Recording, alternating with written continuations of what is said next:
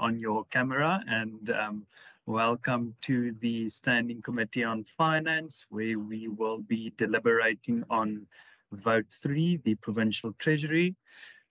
Before we get started, just in terms of apologies, we have only received one apology from Member Nokuma Sipa, and Member Memory Boyson will be the alternate for Member Masipa today.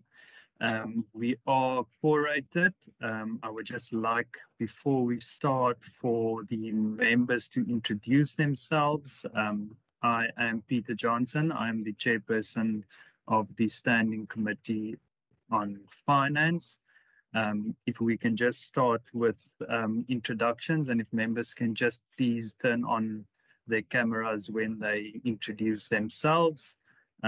Let's start with the first person on my screen is Member Boyson. Good morning, Chair. Good morning, colleagues, and good morning to the officials. I am Memory Boyson, and I'm an alternate member of this committee, and I'm standing in for Member Masipa. Thank you, Chair.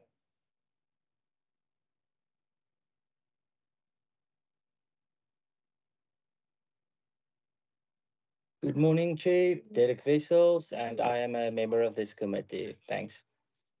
Good morning, Chair. Noma Franchimbombo, member of the committee. Thank you. Morning, Chair. Morning, Chair. I'm Beauty Stoffels, and I'm a member of the committee. Good morning, Chair. Khalil Brankais, member of this committee. Thank you. Morning, Chair. Lord Constable, and I am a member of this committee. Good morning, NEC, and good morning, colleagues.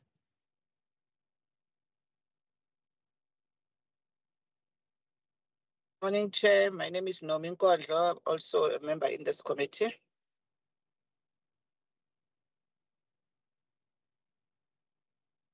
Thank you, members. I think that is everyone. I just want to make sure we are a full house this morning, but if I have missed you, please just indicate.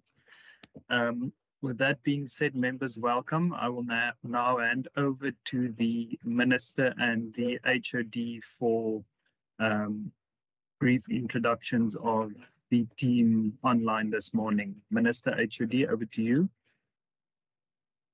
Good morning, everyone. Deirdre Bartman, Minister of Finance.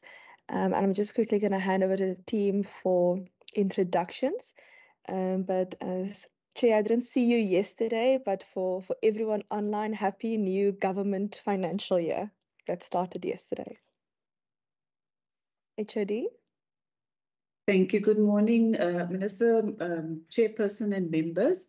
My name is Chulinda Gantana. I'm the head of the department, but I'm joined here with the Program 1 managers, which I'm going to allow just to introduce themselves, and then we'll go to the online senior management team, starting with then Annalise. But I'm going to first give the CFO an opportunity, and then we'll finalize those that are in the room here with me. Thank you. Good morning, everybody. I'm Anna-Marie Smith. I'm the Chief Financial Officer. Good morning. I'm Neshi Hudurek from Financial Management. Good morning, everybody. I'm Valencia Peterson. I'm with the Directorate Strategic Management and Operational Support.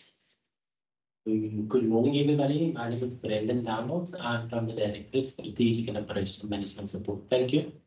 Annalise, can start online.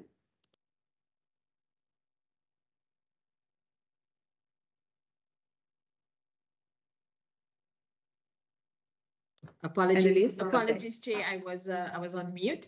Good morning, Annalise Pick, Public Finance. If I could just also indicate, sitting in my office is Paul Pinard. He's having technical issues with his computer at this stage. Thank you.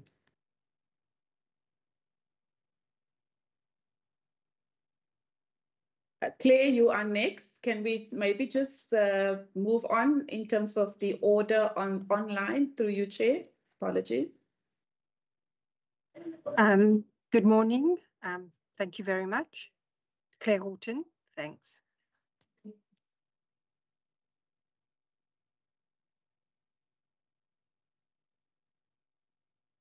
Dian. Good morning, colleagues. Dian Cronje, MFMA Coordination, Local Government Public Finance.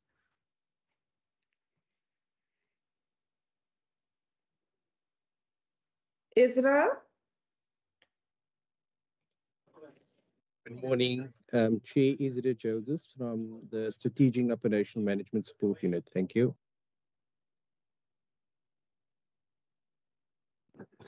Good morning, colleagues. Faiz Ali, Local Government Accounting.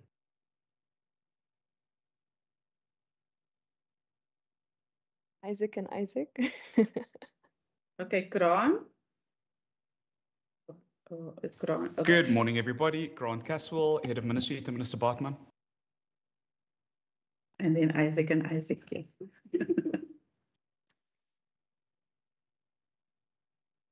Good morning, Chair and members. Isaac Smith, Head Governance and Asset Management. Good morning, Chair, honorable members, and the Minister, and HOD, and colleagues. My name is Isaac Zie, Local Government Public Finance. Thanks.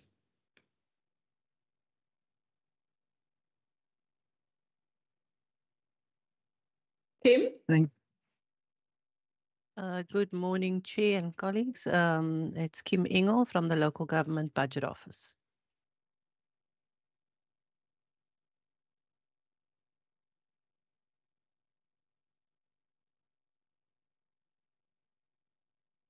Is that your team HOD or is there still someone? There's Leanne, Loiso, and Malcolm. Lenko and Lizette. Malcolm is from okay, Malcolm, speak please. Good morning, members and colleagues. Malcolm Boyson from Fiscal Policy. Good morning, colleagues. Leanne Cupido from Provincial Government Supply Chain Management. Good morning, everyone. Loiso Faneso from the Provincial Government Accounting and Compliance Unit. Thank you. Morning, everybody. Michelle Nicholas, Provincial Government Finance. Good morning, everyone. Melissa van Niekerk, Financial Governance and Accounting. Good morning, everybody. Nadia Ibrahim, Head Asset Management Activities. Good morning, everybody. Santi Roy, Director, Local Government Supply Chain Management. Good morning, Steve Kenyon, Local Government Public Finance. Good morning, all. Karen van der Riede, Public Policy Services. Good morning, everyone. Wafika Mohammed, Local Government Public Finance. Good morning, everybody. Ziad Majid, Infrastructure. Good morning, Zarina Khabir, Financial Governance. Chair, that takes care of the Provincial Treasury team. Thank you, HOD. We have a full house present this morning. Thank you for availing yourself this morning. Members, before we start with the deliberations, I would just like to afford the Minister and the HOD the opportunity for some introductory remarks. Minister, over to you. Thank you, Chair. I wasn't sure if you wanted the board to introduce themselves now or later. I do see one or two of them online, but perhaps we can do that after the Treasury items. Chair, I'm honored to be before this committee today. It will be the first main budget vote that we are tabling as new ministers. The previous one for the previous financial year, you will know, spanned across two different administrations. And some of the key highlights that you will see in the Provincial Treasury Vote 3 is that we are seeing an increase in our budget from 301.9 million rand in the previous financial year to 359.7 million rand in the current financial year. And over the MTF, the Provincial Treasury budget will amount to 1.14 billion rand. We will spend 67% of our finances or our funding on COE, and we will spend 17% on our goods and services. part of this, we will transfer 29.8 million rand to the Western Cape Gambling and Racing Board in the first financial year, and this is also an increase from the previous budget. And over the MTEF, it will amount to 105.9 million rand transfer, which we'll be doing to the board to capacitate them so that they're able to raise more than 4.1 billion rand in taxes over the MTEF for the province. This particular vote, you will find in our presentation that our programs that we allocated funding for is to strengthen our financial and corporate governance. It will be for our sustainable management of provincial fiscal resources. It will be to strengthen our governance and oversight of our financial management systems, our supply chain management, ensuring value for money and enhancing service delivery. And you will see programs speaking to governance transformation. You will also find that when looking at the respective programs, that they fall within also the new budgetary items will fall under the values that I've put in terms of fairness, in terms of value for money, trust, and innovation. In particular, under innovation, you will see a big shift to ensure that we explore alternative and blended financing in the province, as well as ensuring that we are able to also leverage technology in order to get our staff establishment home for dinner. You will find that we are also prioritizing the filling of our vacancies. We are supporting 24 projects for 12 municipalities within the current financial year, which will amount to 18.6 million rand to support them with energy, with water, with long-term financial planning. And over the MTEF, it will amount to 63 million rand. And this will be in addition to the financial interventions. We will support the capacity that we will appoint in order to support municipalities. And also we will be hosting a smart procurement conference, as well as ensuring that we have a revenue masterclass to be able to support our colleagues across municipalities and across departments with financial governance and sustainable resource management. I'm going to hand over to the HOD as well as our team to take us through the presentation. They will highlight some of the top ticket items within every unit, and then we'll summarize at the end again. Thank you, Chair.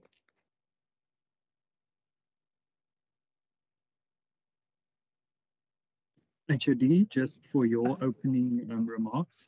Yes, thank you, Chair. Maybe just to indicate that we will not do a presentation, but in terms of the, just to indicate, I think what Minister has summarized is actually the budget, but to put it in the broader context is that as a provincial treasury, we've set ourselves a very ambitious target to be an enabler and a reliable partner.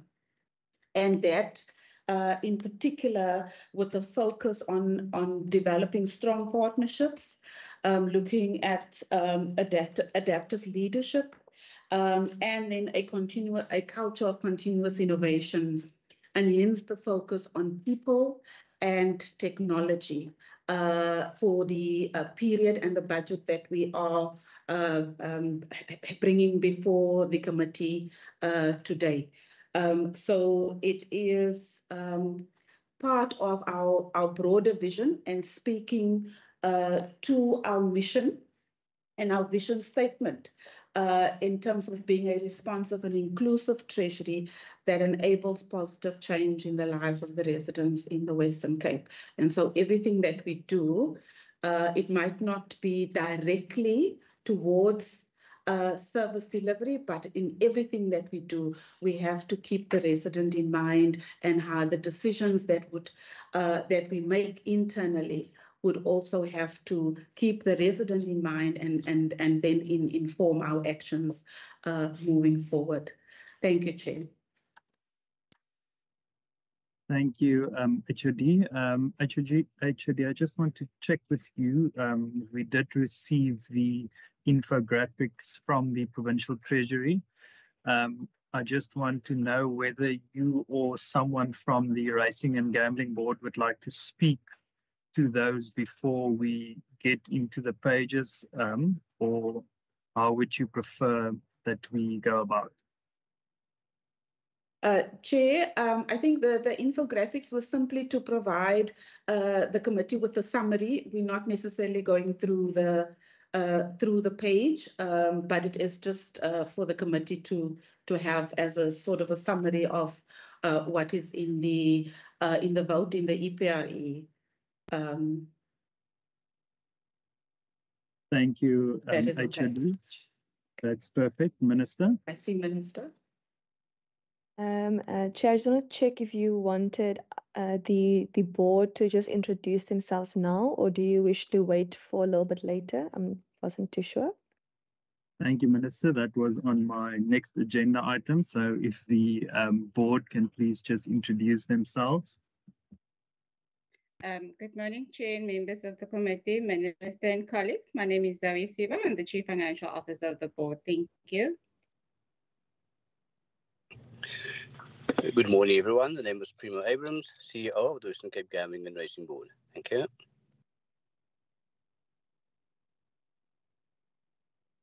I think there was only 2 of the board members present.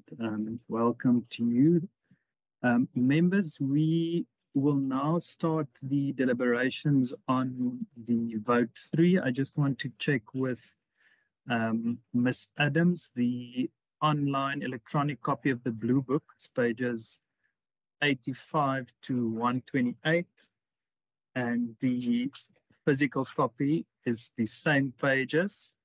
It's throughout the past votes, it's been sort of standard practice that we had a short presentation from the department, and then we would ask questions specifically related to pages within the book itself. But as we will not be getting a presentation this morning, we will take 10 pages at a time, and we will start with pages 85 to 95, and we will afford members the opportunity for the first 10 pages to ask questions to the department or the board or the minister, and then we will take the next 10 pages. So if we can start with pages 85 to 95 in the Blue Book, the first 10 pages. By the show of hands, if there are any questions I see Member Brunkhuis, I see Member Nkondlo, and let's just check, and Member Stoffel. In that order, Member Brunkhuis. Oh, no, thank you very much, Chairperson, and good morning again to all the colleagues. Chair, through you, in terms of the introductory remarks by the Minister, I see there's a lot of emphasis from the Minister's office in terms of innovation.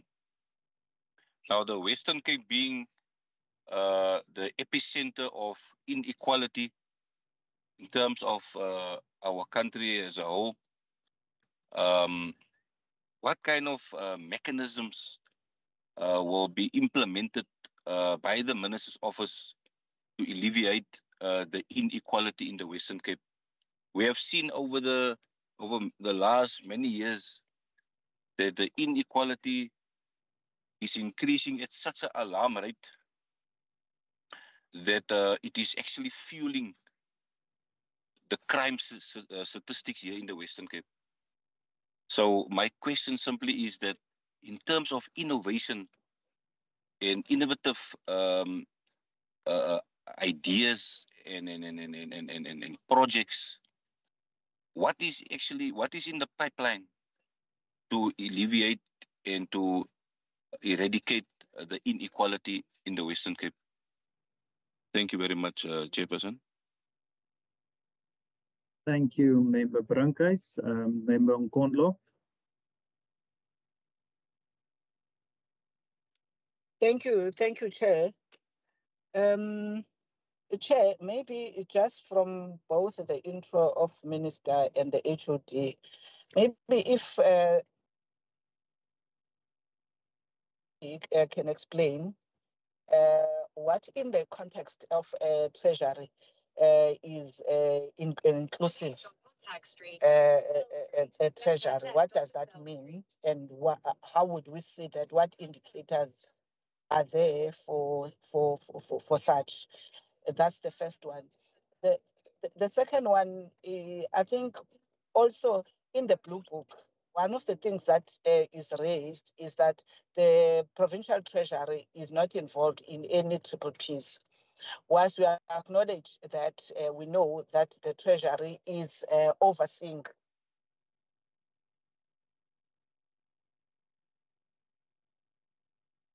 responsible to oversight triple Ps. Now, my question, which may not be new to Minister, is that I'm trying to understand, Minister, who would have approved the triple P for a municipality like Beaufort West that were coming from SOPA, which is in financial distress? And what is your position as a current minister who explicitly said, you know, such is something that you would view that is something that is not supposed to happen? And including in the HESEQA, because HESEQA currently is having one of the municipal electricity energy resilience project, which actually is again through a triple P.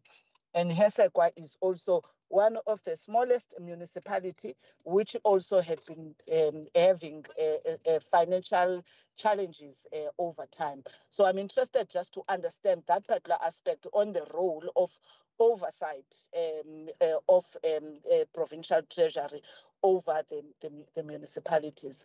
And my last one on this round, Chair, would be, I'm also interested perhaps from the colleagues, particularly the local government budget office, to indicate to us that with the budget of municipalities and the recent one that would have also listened to of the city of Cape Town, would the budget office given an input into the budget of the city of Cape Town or any other municipality? And if so, with the one of the city of Cape Town, what would have been the inputs that they would bring, and whether we could get a copy of such as a committee to just look at their issues? I'm not saying their budget.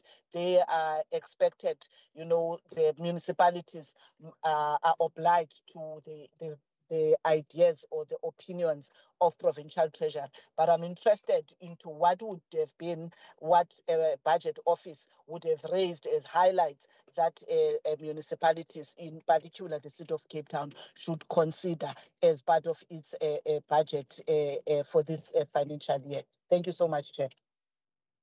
Thank you, Member Gondlo. Member Stoffel.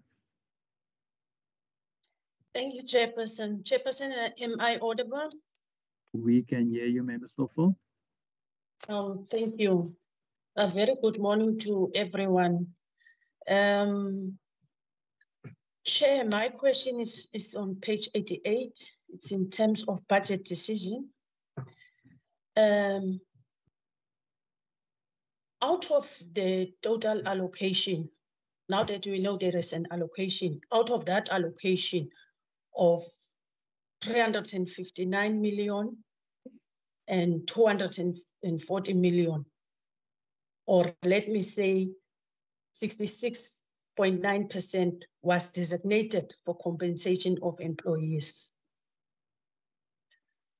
Now, my comment regarding that is that 21% increase from the 2024-2025 adjusted appropriation, which means that is a huge jump. So my question is, what is the cause of that snap increase? And does that increase affect service delivery of the department? And to add, 6.15% of this will be transferred to municipalities to improve their financial management capabilities and to provide financial assistance to municipalities. So I wanted to check in terms of smaller municipalities that are already struggling to manage their finances. Why, Minister, instead of spending such a lot of money in the budget of compensation of employees, not to allocate some of the monies to the smaller municipalities, and so that municipalities can also not depend on its own revenue collection, because they are already struggling. And although they are already on a financial recovery plan, and the department is expecting those municipalities still to generate funds on its own, why can some of the funds not be allocated to that municipality? Then on still, Chair, on page 88, still in terms of engagement and Black businesses, SMEs, does the department attempt to consult more Black and colored businesses forums, and not specific coloreds, even Indians business forums, instead of more concentrating on the Chinese and others? We want local SMEs also to be consulted when it's budgeting time. Is the department maybe attempting to do so? And then also, yeah, for now, I think it's still page 95, Chair, if I have captured you correct. Yes, Member Stoffel, 85 to 95. Okay, let me stop then. Thank you, Chair. Thank you, Member Stoffel. And the last one for this round is Member Bombo. Thank you. Can you hear me, Chair?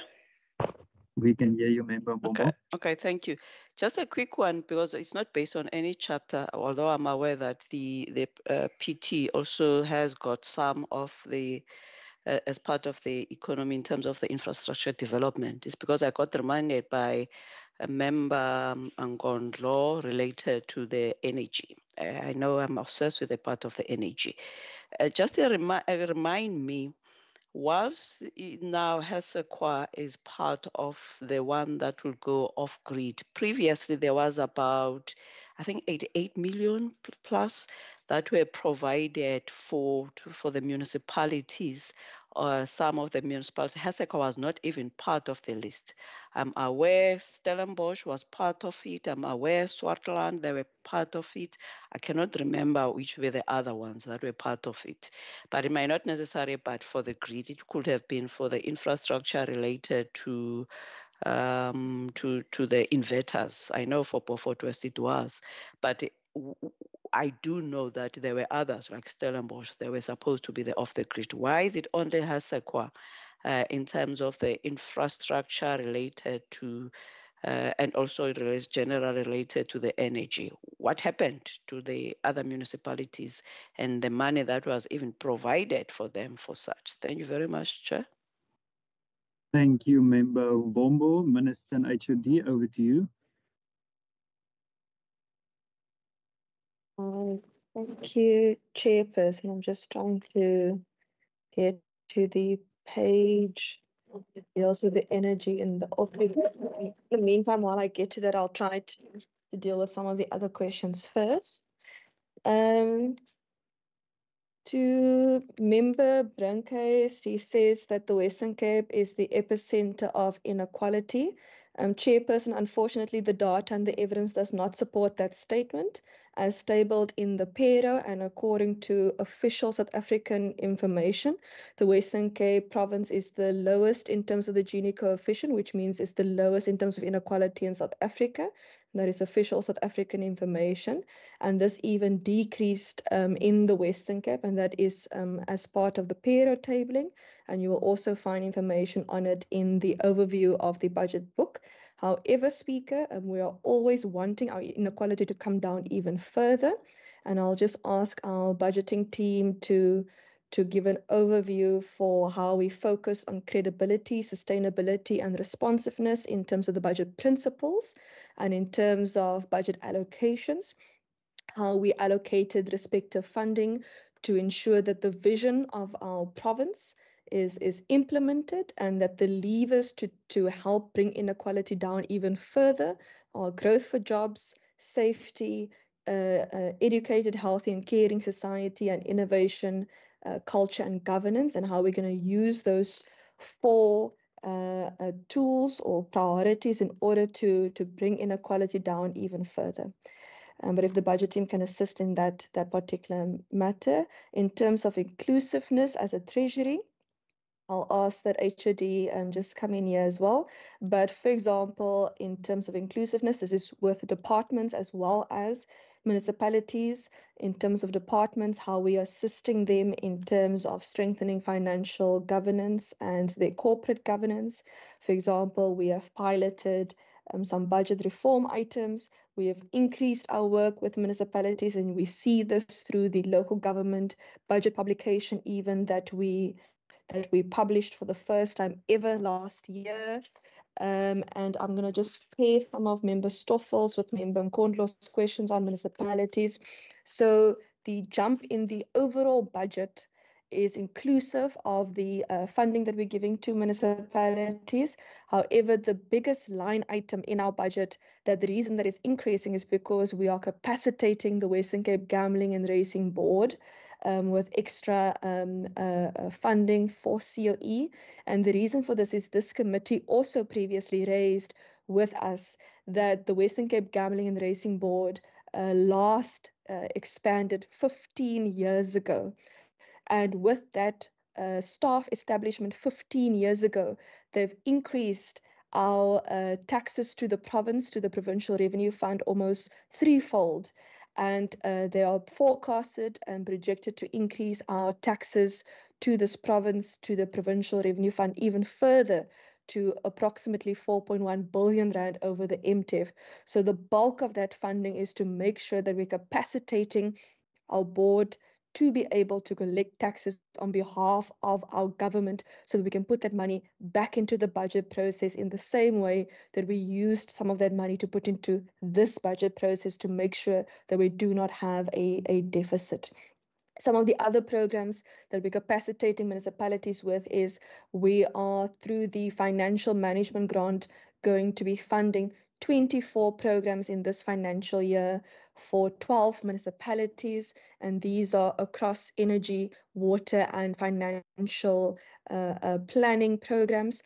I think Stephen would be able to assist us, but these municipalities include Cederberg, Matsikama, Overstrand, Hessequa, Oudtshoorn, Overberg, Saldanha Bay, Kannaland, Beaufort West, Central Karoo, Prince Albert and Laingsburg are the 12 municipalities that will be benefiting from this grant in the first financial year. It is a grant that you have to apply for, and if your documents are in order, then obviously you and if the assessment is in order, then you qualify for this particular grant. But I'll ask Stephen and our local government team just to come in here. This is over and above the funding we'll be putting aside to support financial interventions in municipalities. This is over and above the fact that we're going to appoint a dedicated MSCOA project manager to be able to assist our municipalities. We will also be assisting our municipalities with alternative and blended financing and their particular work in this regard. And you know the work that we're also doing with municipalities by publishing the MERO, the Municipal Economic Review and Outlook book, because this helps also with the data and the evidence for municipalities specifically. But that I'll just ask Stephen to come in there. Why do we prioritize Chinese business forums over Black and Coloured business forum? I don't recall ever consulting a Chinese business forum member Stoffels in this regard, but in terms of public participation, we have finance isn't always the sexiest portfolio, but we've tried our best to roll out public participation through budgeting with Deirdre tips that you can send, tips for the budget that you could have sent in for the budget, through using our First Thursday platform where people can come and submit budget tips as well. I'm not sure if you know, I've tried my best to also roll out what we call a Digits with Deirdre series on TikTok. and other platforms to explain finance in a more simple language. You might have seen the episode yesterday dealing with the meaning of a financial year, because the financial year started last year. Through our procurement center, we also do extensive work in terms of training with different stakeholders across districts, and perhaps if Nadia in our procurement unit would be able to assist with more information on that, and where we work to capacitate SMEs to be able to take part as a supplier in our procurement. In terms of what is our position on triple Ps and why don't we support them, we do support triple Ps in our province. However, when it comes to Beaufort West, they are under financial intervention. So number one priority is not triple P. Number one priority is to get your books in order and to get you out of a financial intervention. When you don't have money, you don't focus on the luxuries, you focus on the basics first when you don't have money. And then when we get you and when we help you, when we work together in a team to get you to a position out of a financial intervention, then we can maybe have a conversation about triple Ps. But our position in the province is where you have healthy books, then let us have a look at how triple Ps can support your respective programs. In terms of HESACO having a financial problem, not to my knowledge, but perhaps Stephen can come in here. I have not seen financial problems in HESACO recently. That has not been popping up on our dashboard. In terms of the budget office input into the city, that work that we do with municipalities is also in the local government team. So perhaps if Stephen can come in here. I know that all metros, including the city of Cape Town, directly reports their budgeting matters to the National Treasury.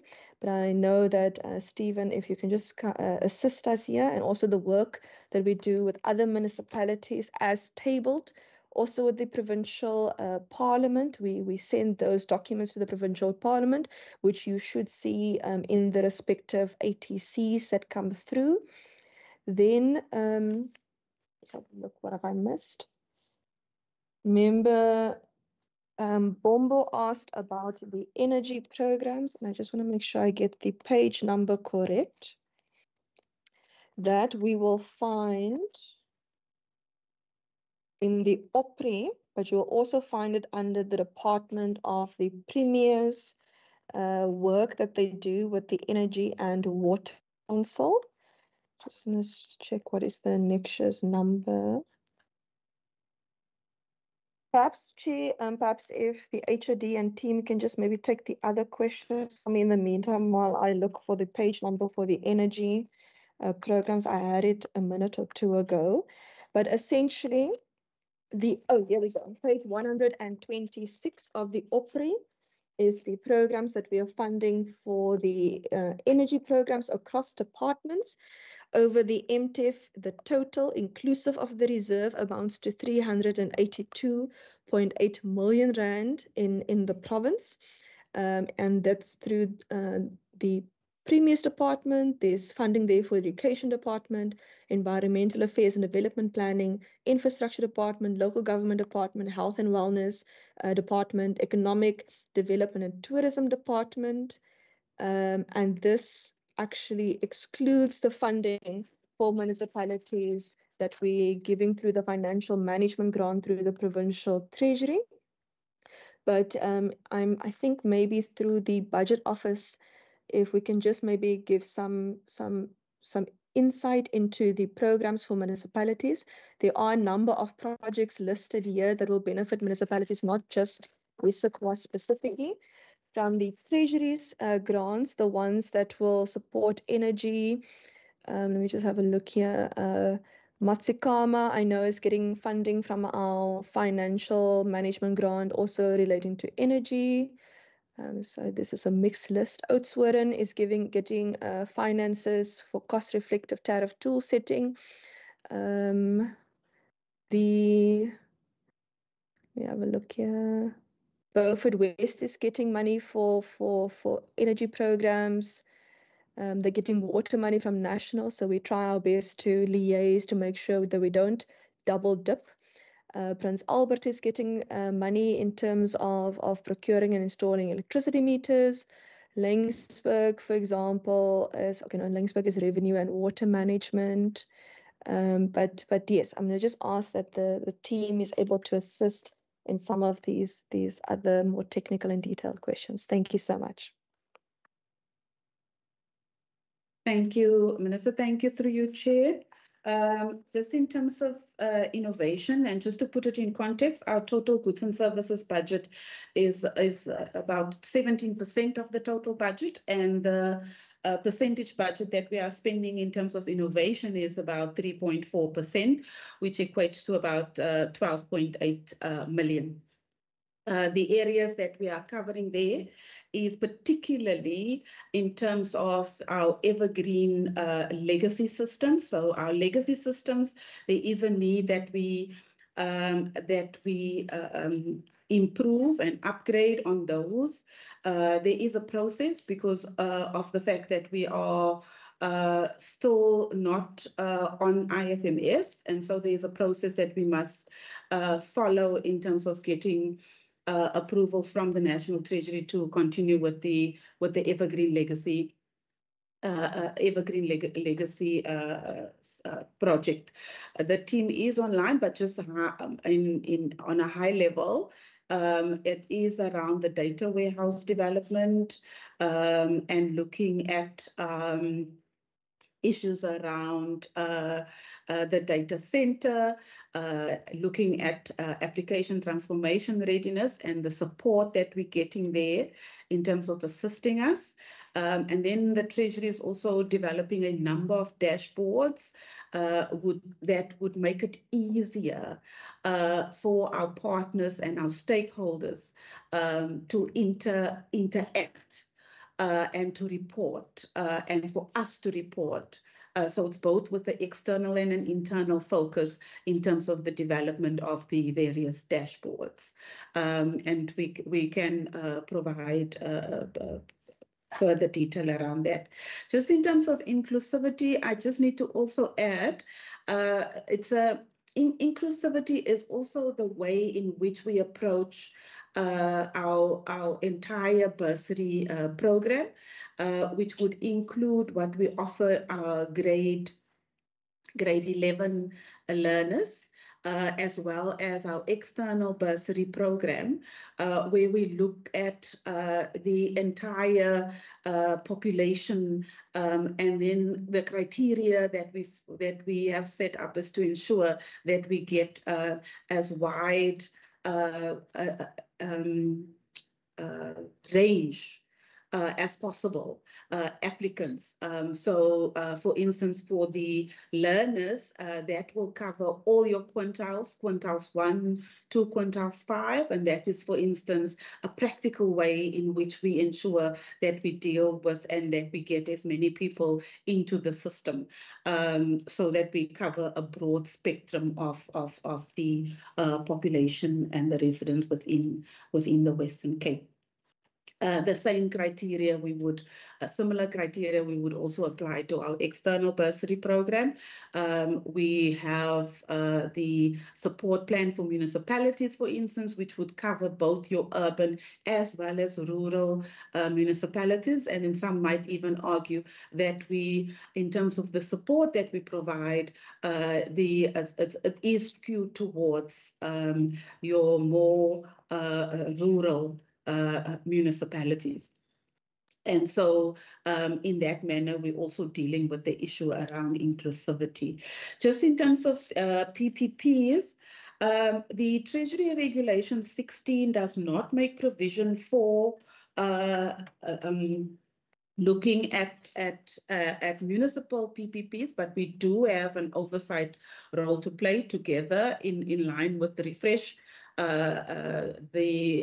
what the Department of Infrastructure would be doing in this space, as well as what the Department of Local Government is doing within the space.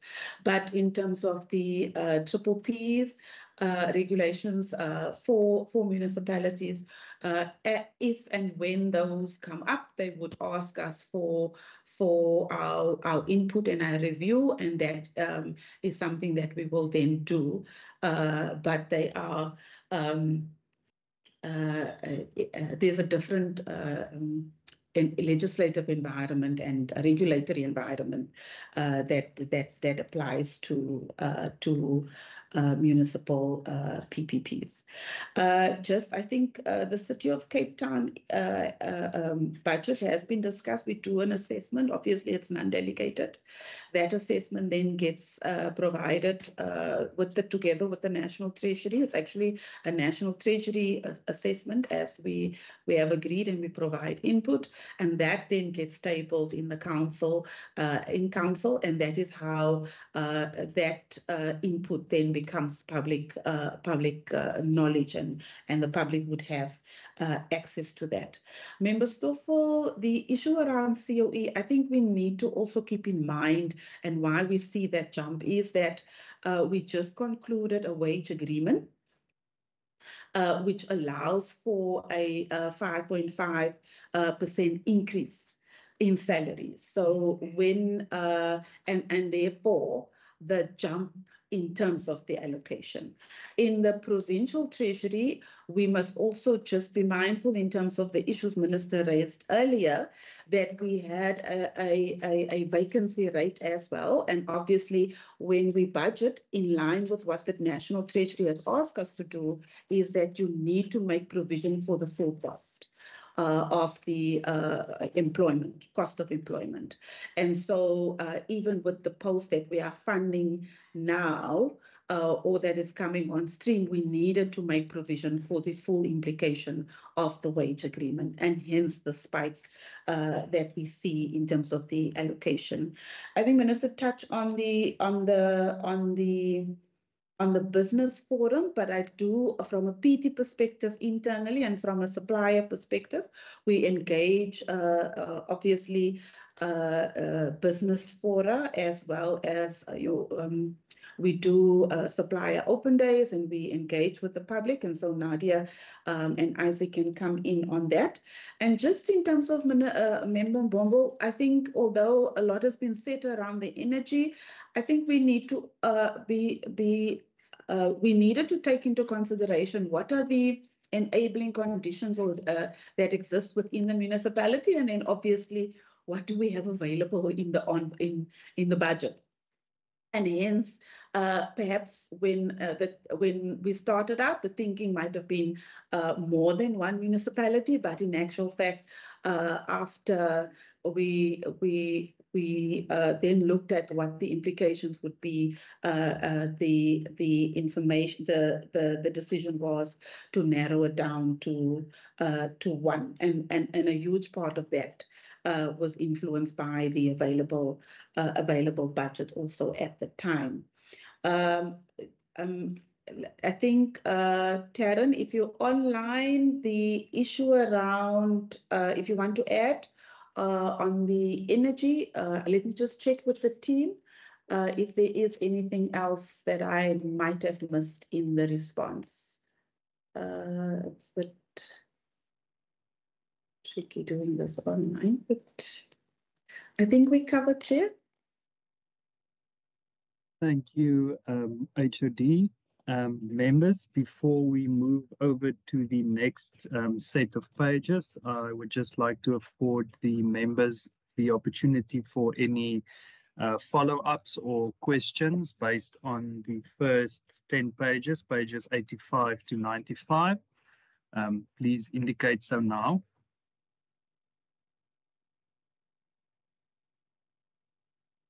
I see Member Constable. Any other members before we conclude on this round? I see Member Stoffel and Member Nkondlo. In that order, Member Constable. You can go ahead, Member Constable. Thank you very much, and good morning again to yourself and the team at the MEC. Chairperson, the MEC spoke so passionately about gambling and the expansion of gambling within the province, the gambling board. And I think we raised the question about what she said.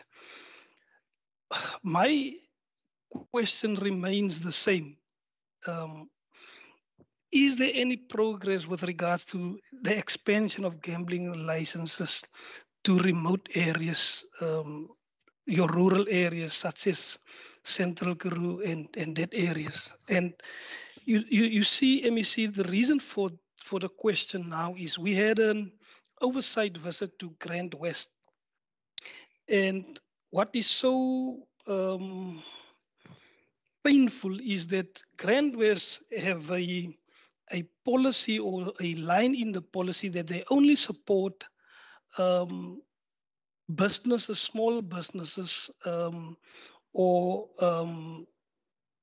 ECD centers within a 60-kilometer radius of themselves. Now, with Maitjiesfontein sitting 300 kilometers, Maritzburg about 500 kilometers, how on earth will something like that support those areas? Hence, the question remains, are we doing any efforts to expand licenses to those areas? Does this gambling board have an appetite to do that? Because we're giving money to them to expand and to see how they can assist.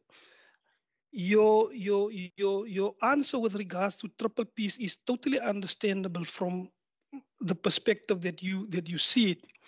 Mine is then based on specific issues like revenue enhancement. Me and you both know where we're sitting. Certain municipalities will never raise enough revenue to deal with the issues, even if they are also out of an FRP. There is just not enough people to pay their bills within the specific areas. What then is the opportunities, the investment opportunities that we can create as a provincial government in that spaces so that more people can have jobs? Because one of the programs within this provincial parliament is the growth for jobs. But if we don't grow the jobs in those rural areas, people will not be able to pay their bills. Municipalities will remain in stress. You will go back, they will be out of an FRP, and you will put them back in an FRP because they don't have the money to pay their bills. And then the other thing, MEC, is what are you doing with provincial departments and also national departments that owes municipalities? Is there a program? Is there a process? How you can deal with them so that they can pay municipalities their revenue that they owe to their bills that they owe to municipalities. I think that for now is it, Chairperson. Thank you so much. Thank you, Member Constable, Member Stoffel, and then Member Nkondlo. Thank you, Chair. Thank you, MEC, for your answers and your team. MEC, I just want to check in terms of you said that municipalities will be granting opportunity to apply for that grants of assistance. But obviously, there will be a criteria from your side or in kind of a guidelines from your side. But what if municipalities, some municipalities doesn't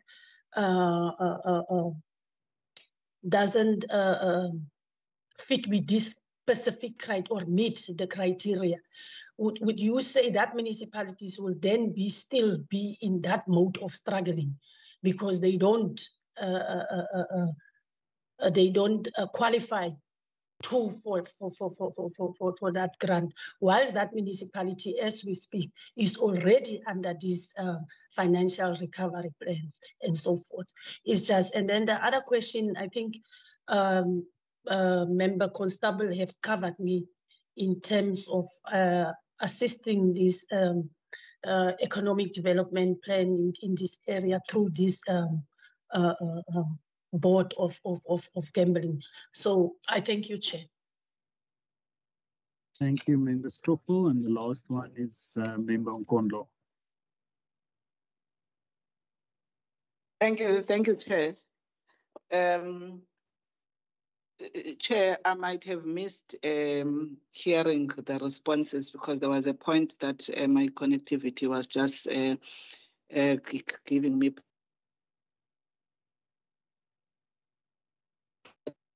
Minister, when she was responding on my question on Triple P. And I would like Minister to come closer to the question that I was asking, because I'm sure I was not in any way suggesting that the province does not support Triple Ps. I think this is one province that I know for a fact would drive Triple Ps, because private sector-led growth is central to how this government has actually set out its own economic growth strategy. So that aspect, I think I understand. What I was asking specifically was to understand, with the Beaufort West current Triple P, who signed over that particular Triple P, because Minister, as she reiterates, firstly, you must get your books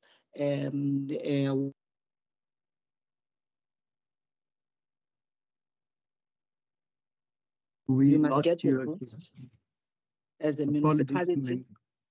I'm not sure, because I'm here in the building in Wales Street, so I'm not sure what would be the challenge now. As Minister was stating that for any Triple P, a municipality must get their books in order, then a Triple P, before they would want to look for things that are fancy. So I'm trying to understand, Beaufort West books are not in order, but Beaufort West is sitting with a Triple P. Who signed over that Triple P? That is a specific question that I'd asked a Minister. And secondly, in the Hesekwa, a very small municipality that also is coming out, if it has actually had its books very much in order as we speak, as a small municipality, currently has got an energy Triple P. Who signed over that? What's the logic thereof? If we go back to all the things we are told, are the basis and the principles at which all these policy decisions and choices are being made. So that's the specific clarity I'm seeking in as far as that question is concerned. And I want to understand in page 92, Chair, around the municipal budget efficiency. One has understood, following the discussion led by national government presidents, in particular under Operation Vulindlela, there is an issue of a utility model that must actually be looked at by municipalities. In terms of, the issue of looking at the challenge of revenue that we all have been talking about. So I would like just maybe Treasury to indicate to us if there's any work that they are doing with municipalities in as far as this proposition by Treasury around, the utility model, as a consideration, to actually drive municipal finances. So it's important for me to just understand when it comes to the utility model for water and electricity services, what is the situation? And in that vein, Minister, as you would be aware, and you are sitting in the budget committees at MINMEC and others, that we're sitting currently with a 2010 income data, which has not been updated by Status A. And as you said the other day on the budget committee, post your budget speech, that you have engaged your municipalities in as far as updating indigent registers. So tell me, when it comes to what determinants would then influence and shape provincial, including municipal budgets, would you say, we've got, a sufficient and prompt data given, especially the issues of poverty? Are we able to scope those issues, the inequality, promptly, given that such data is still not updated as it were? So it's something that I would like to understand. And my last one, Chair, is on page 95. The risk on coalitions, I see, is not in the service delivery risks of the provincial treasury. Actually, it was confirmed by local government on the other day. We were discussing the budget of local government and the fiscal implications thereof. And this is a question one has continuously been asking this particular department: is the fiscal implications of coalitions? And I think local government did specifically, including in its books, in its vote, it does highlight this particular risk. And I'm wondering, why would Provincial Treasury not consider the situation of coalitions, as both a governance, including fiscal governance risks, which actually is playing out there, in the public? Thank you, Member Kondo. Minister and HOD, over to you. Thank you so much. Let's start with Member Constable asked about gambling and progression in terms of expansion to remote areas. Okay, let me start with the casinos, but the gambling board can also just come in here. The national government allocates the casino licenses. Okay. The Western Cape government has 5 casino licenses that it can hand out. All 5 casino licenses have been handed out. So even if the Western Cape government, even if we wanted to, we can't. There's no other casino licenses to hand out. The ones that are handed out are the ones that are given to us from national. That's the first part. But I would love the board to just come in to speak about the LPMs, or slot machines, as some people would call them, that are present in the Central Karoo. And when you apply for a license, that the board has stringent or strict requirements that you go through to do an assessment to check whether you can hold a license. And this is because that, yes, we want economic growth in our province, but we need to balance that with the impact of the harm in our society. And I always, even with the board and our team, I always remind people the stakeholder, that is the casino or the LPM or whoever, they are not our main client.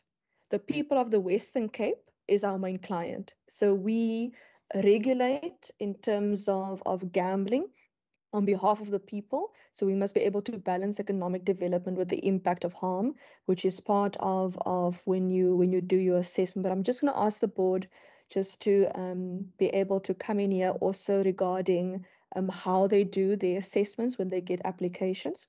In terms of your corporate social responsibility, your corporate social responsibility is also connected to the social harm in society. So it's your corporate social responsibility is written into your licensing conditions, and the board then does oversight over your license conditions, which includes, for example, your corporate social responsibility.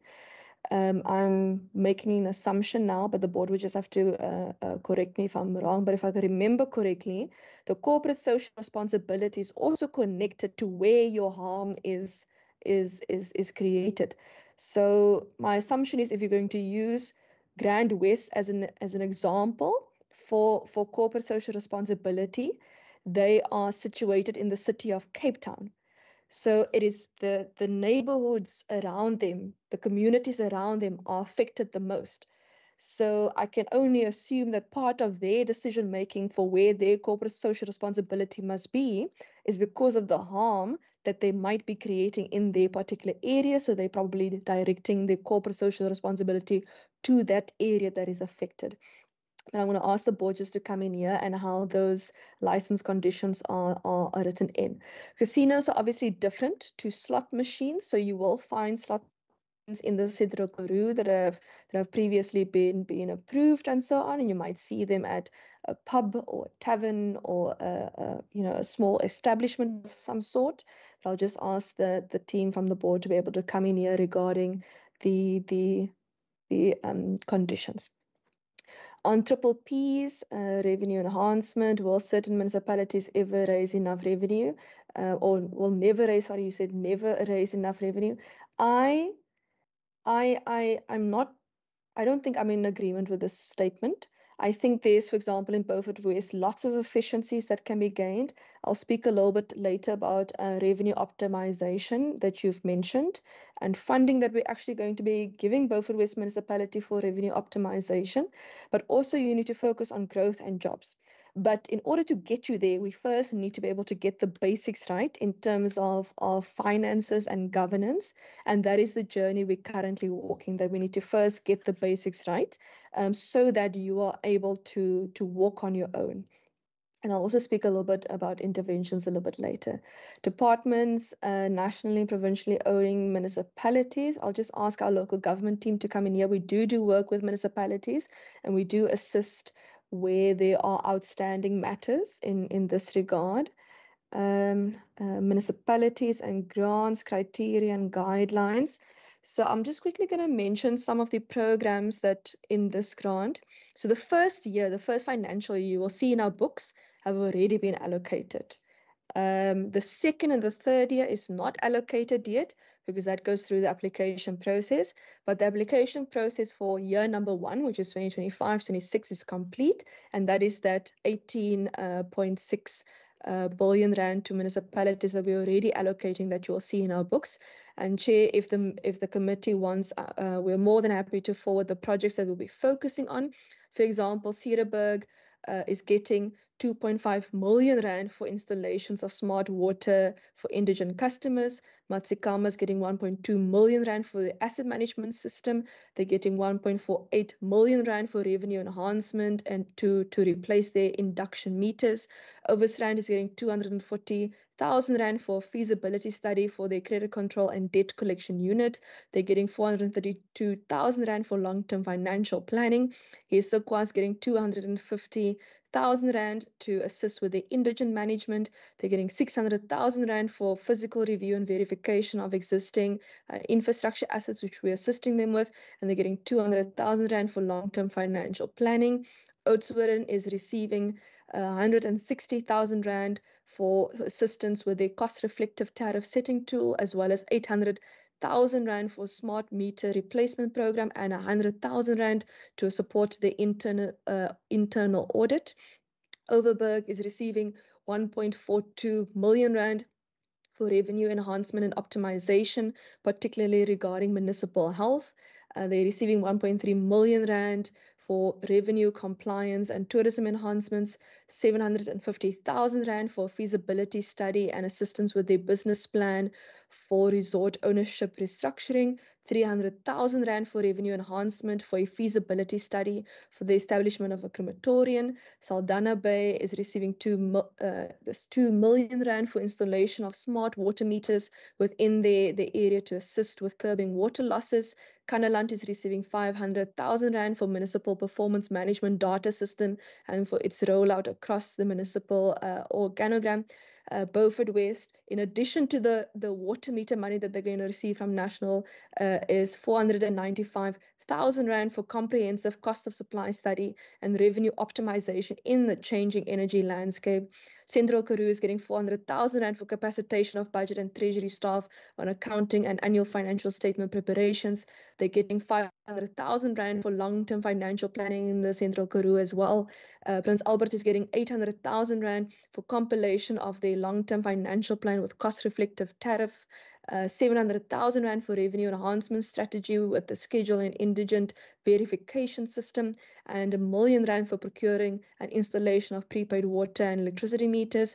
And Laingsburg is getting 540,000 rand for restructuring and modeling of water tariffs to optimize revenue and enhancing their water management, bringing us without the unallocated amount that we've still have is the 18.6 million rand in this financial year that we've already allocated to municipalities. This chairperson is separate to the money you will see in our books that we're supporting municipalities with their financial interventions and the capacity. And perhaps Isaac that works on the Beaufort West intervention wants to also just come in here. And also just regarding the triple P, and I'll just quickly speak on triple Ps, how we approach triple Ps in the province, how municipalities approach triple Ps, and a municipality under intervention are very different contexts. So a municipality does their own triple P, and we give, as the HOT mentioned previously, we give input, we give advice, we give guidance. Beaufort West is different because they're under a financial intervention in terms of where they are currently. But I'll ask HOD and or Stephen and or Isaac just to come in here. I know Isaac works on closely also in the local government team with Beaufort West. So I'll just ask because municipalities and provinces, we have different regulations that govern us, and our role as a treasury is also legally different when it comes to triple Ps within either the province or municipalities. We have a different mandate. And I'll just ask the team to come in here.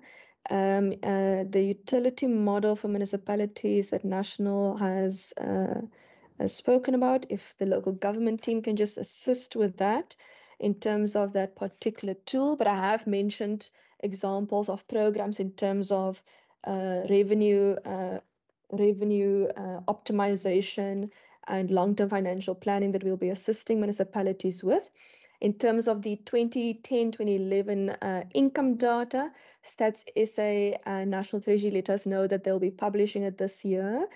And in terms of engaging municipalities at our Provincial Governance and Budget Forum in December last year, I did ask municipalities, I conveyed the information from National Treasury that please, if your indigent household register is not updated, that you need to update it. And you will notice in the grant funding that we're also giving that we're also supporting some municipalities with their indigent register management in order to update that. And if municipalities want, they can apply for year 2 or year 3. And I'll just ask the team to come in here regarding the criteria and guidelines for accessing this particular grant. And we always encourage municipalities to apply for these grants because it does help in terms of, so if you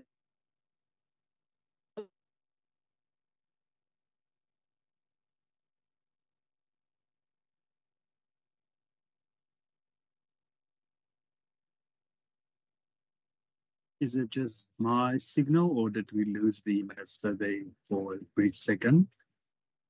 No, Chairperson, I also lost sound. National Treasury over that component of the equitable share. Minister, can you hear us? Are you able to hear me? I can hear you. Can you hear me? You are back, yes. Should I put my video off? Perhaps that will assist. Perfect. Okay. Chair, I am here. I'm just putting my video off to assist with connectivity. So I was at the indigent household registers. You need to, as a municipality, it's your job to update your indigent household register as frequently as possible, because that directly affects your equitable share that you get from National Treasury. So we did ask municipalities, please make sure that you check and update if necessary. Because it's not discretionary registers, and I'll ask the team just to come in here as well. In terms of risk regarding coalitions and financial implications, in terms of financial implications, we do include financing for, for example, if we need to assist with a financial intervention, and we do that work in collaboration with the National Treasury. For example, we are working with the National Treasury regarding Beaufort West. We're currently working with National Treasury on Kannaland. We're working with National Treasury at the moment on Theewaterskloof. There are some municipality interventions that are not financial interventions that we support the Department of Local Government with, and similarly they support our work also in terms of interventions in this regard. But I'll just ask the team to come in here specifically. I just want to quickly see if I've missed something. Yes, HOD, if the team can just come in here regarding those particular items, it would be appreciated. Thank you so much. But Chair, we can also forward you the 24 projects for the municipalities for this financial year that have qualified for the grant funding as well. Thank you. Thank you, Minister. Thank you. And through you, Chair. The question was in relation to also the criteria, but I just want to take a step back. Before we actually get to a decision or a recommendation around the allocations, the committee will recall that we do engage municipalities regularly. All our documentation also make mention of it. For instance, we go out and we do the technical engagements with municipalities, and that is where we will do an assessment and see technically what are the issues on the ground that they're grappling with. And then we do the strategic integrated municipal engagements. And from these engagements, then we look at the issues and then agree on what is the type of support that municipalities will require, or what are the most pertinent issues. Our time submission also talk about broad themes. And that is how we narrow the scope in terms of the support. So the issues that Minister then raised around revenue enhancement, around data systems, and all of the issues that we then ultimately decide on to finance through a grant will come from these discussions that we're having with municipalities. But in short, there is a set of criteria, and for instance, I'm not going to go through the whole list, but the project that needs to show that it contributes towards reducing the vulnerability of the municipalities, hence the focus on revenue.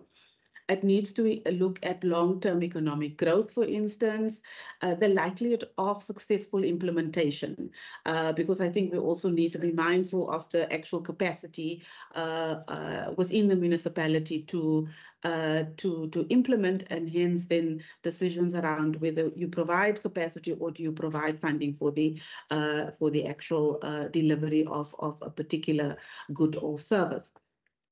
And then we also look at projects that would potentially benefit the municipality, especially in terms of the development of a pipeline of skilled municipal employees. So that is where the capacity issues would come in. And then I think most importantly, especially because we come off the back of fiscal consolidation, is whether the municipality has got the ability to co-fund, although that is not necessarily the determining factor and criteria. Because we do have quite a number of municipalities that we think, relatively speaking, I might add, that find itself in financial distress. So that is just maybe a little bit of background in terms of how we then got to the list, and then the amounts that Minister already shared then with the committee. The issue around the Triple P, I just want to circle back to that because I think Minister Nkondlo's question was very specific in terms of the Triple P.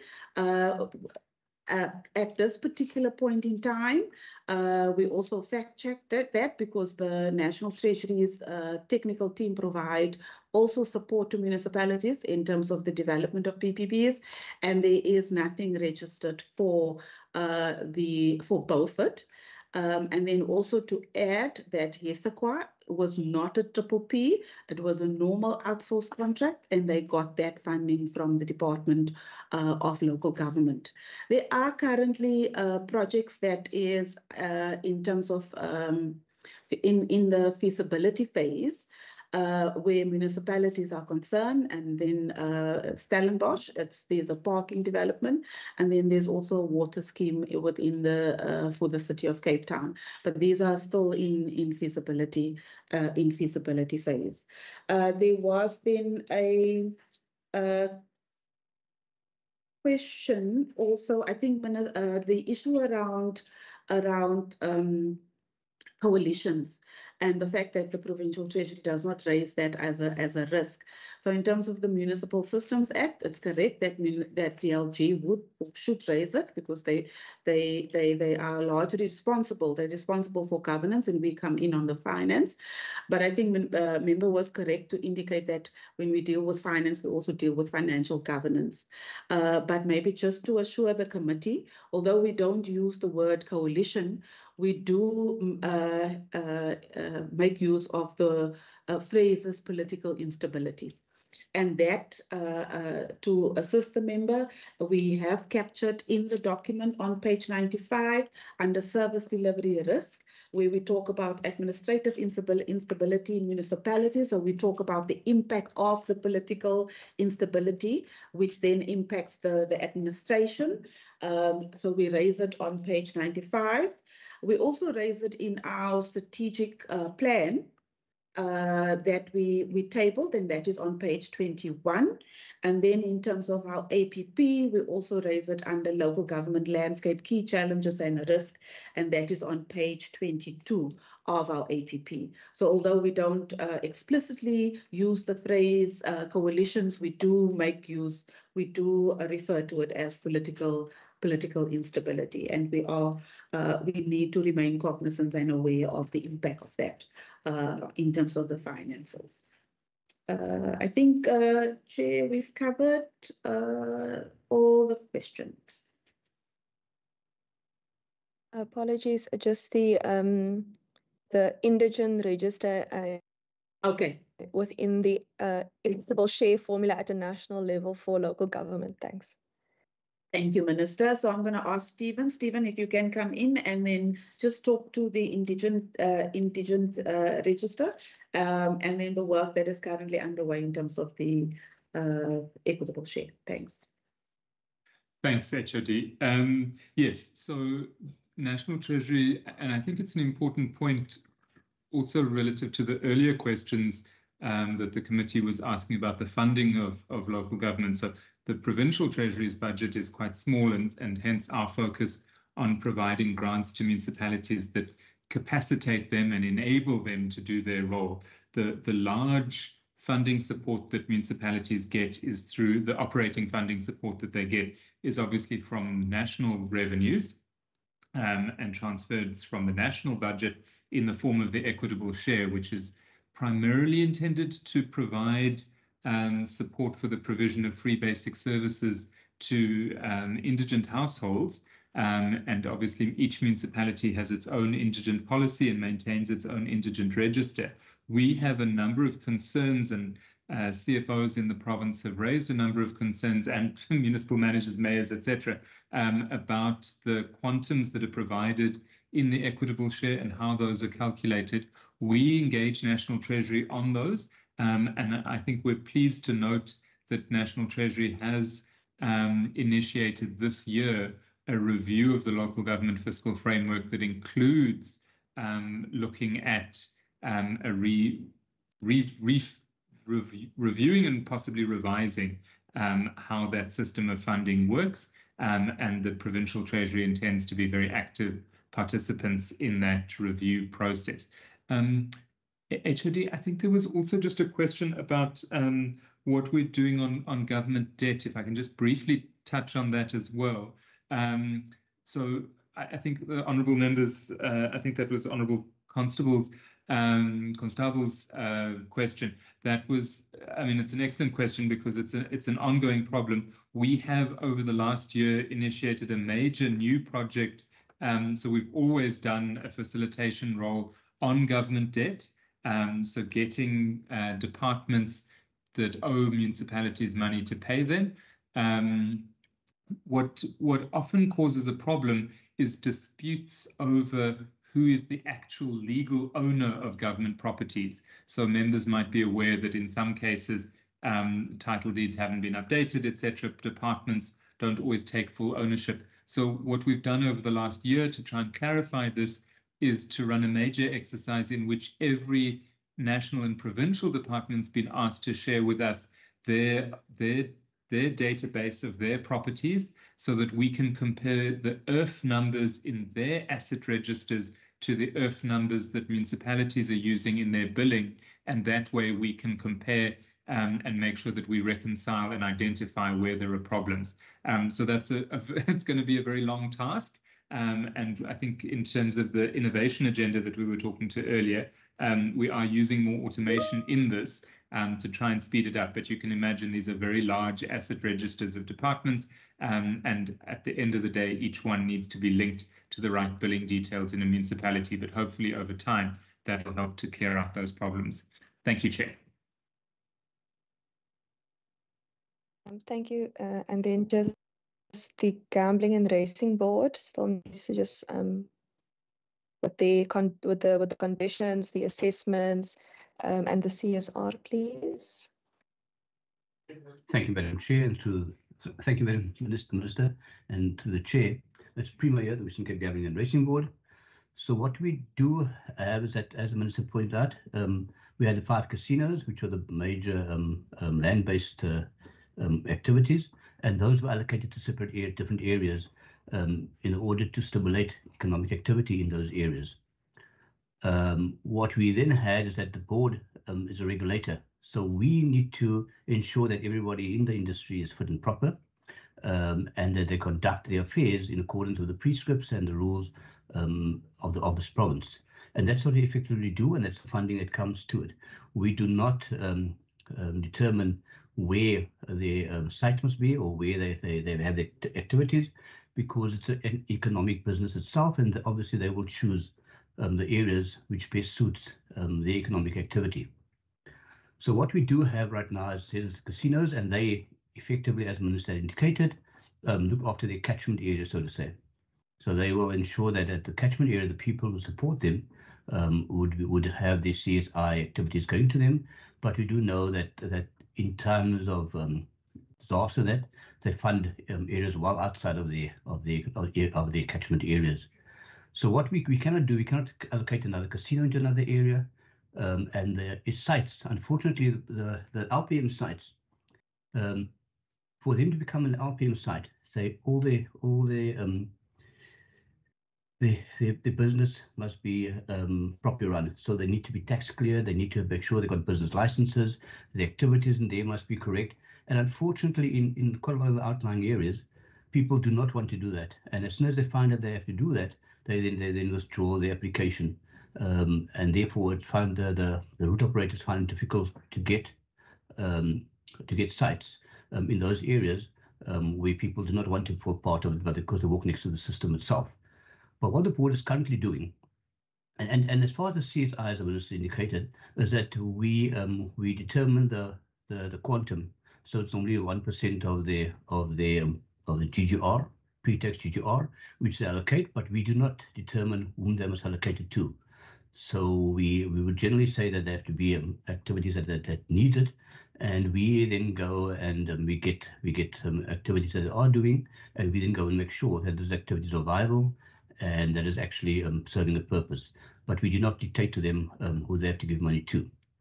So the activities that the board is still able to roll out are what we call type C and type D LPMs. Type C is 40 machine sites. Type D is the independent route operator or independent site owner. And then we have bingo. And the board is currently looking at those, preparing the rules to actually put out an RFP. And in those, we need to go RFP. We can dictate which areas those places might be into. And so it is expected that next calendar year, we will be asking for applications to roll out those type of things, which become almost like mini casinos, but in the areas that there isn't currently any activity, gambling economic activity, so that those areas can then either have an economic activity, but also be supported by that economic activity, and that will happen in the next year, in the next calendar year.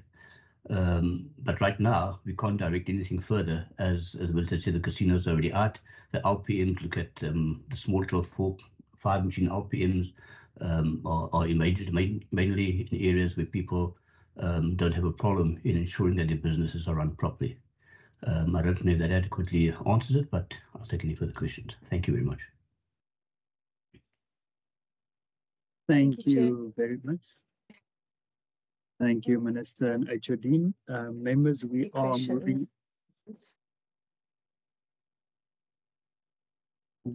moving on to the next part of the Blue Book. We will now deal with pages 96 to 110. Pages 96 to 110. If there are any questions, please raise your hands.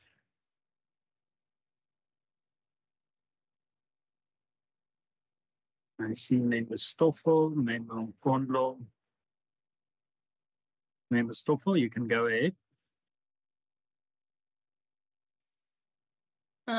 Thank you, Chair. My question is based on page 98, table 8.1. In terms of the summary of payments and estimations, I've now shared that the financial governance growth is the slowest, rising from 46 million to 49 million in 2025 and 26. Will this not affect financial oversight? And also, Chair, noted by 2027 and 2028, the total budget will be reached 4 million then that time. But how will this growth be maintained? And then, Chair, on page 99, table 8.2. Am I still audible, Chair? Yes, you are, Member Stoffel. All right, thanks, Chair.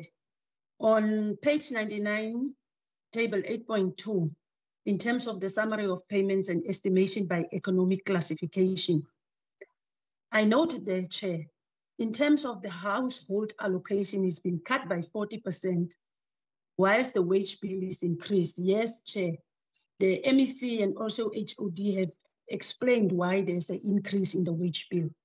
But what I fail to understand is to cut from the household allocation that lot of percentage. Is this how the department is cutting costs? By reducing the household allocation? And then I'm not sure, Chair, I didn't capture you right correctly by saying we go to page, you must correct me, Chair, if we will touch on 106. Is that page That's also correct. included? That's correct, Member Stoffel. Okay, then we go to table 9.2. Also on the summary of payments and estimated program 2. The mismanagement of funds in municipalities indicate a need for MFMA training and coordination. Why is there a 59.35% decrease in the MFMA coordination? If municipalities mismanagement their funds, this could create financial risk for the entire province most. So can the department maybe respond in that regard? Thank you, Chair. Thank you, Member Stoffel. And the next Member Nkondlo. Thank you, Chair. On page 104, under policy development, the last paragraph, it says Provincial Treasury will explore research into new revenue streams. Can the department explain what exact research will be undertaken in this financial year, and by whom? Will it be done internally? Would they go and advertise, and how far is that process? And actually, Chair, as part of this, one is just trying to understand. We had fiscal futures, I think, as far as more than 2-3 years ago. You know, Minister, we were told that the report of the fiscal futures that one has been asking year in and year out is still to come to the committee. Which is supposedly, when it came, we were told that it was supposed to help, you know, present scenarios, you know, for public finances post-COVID.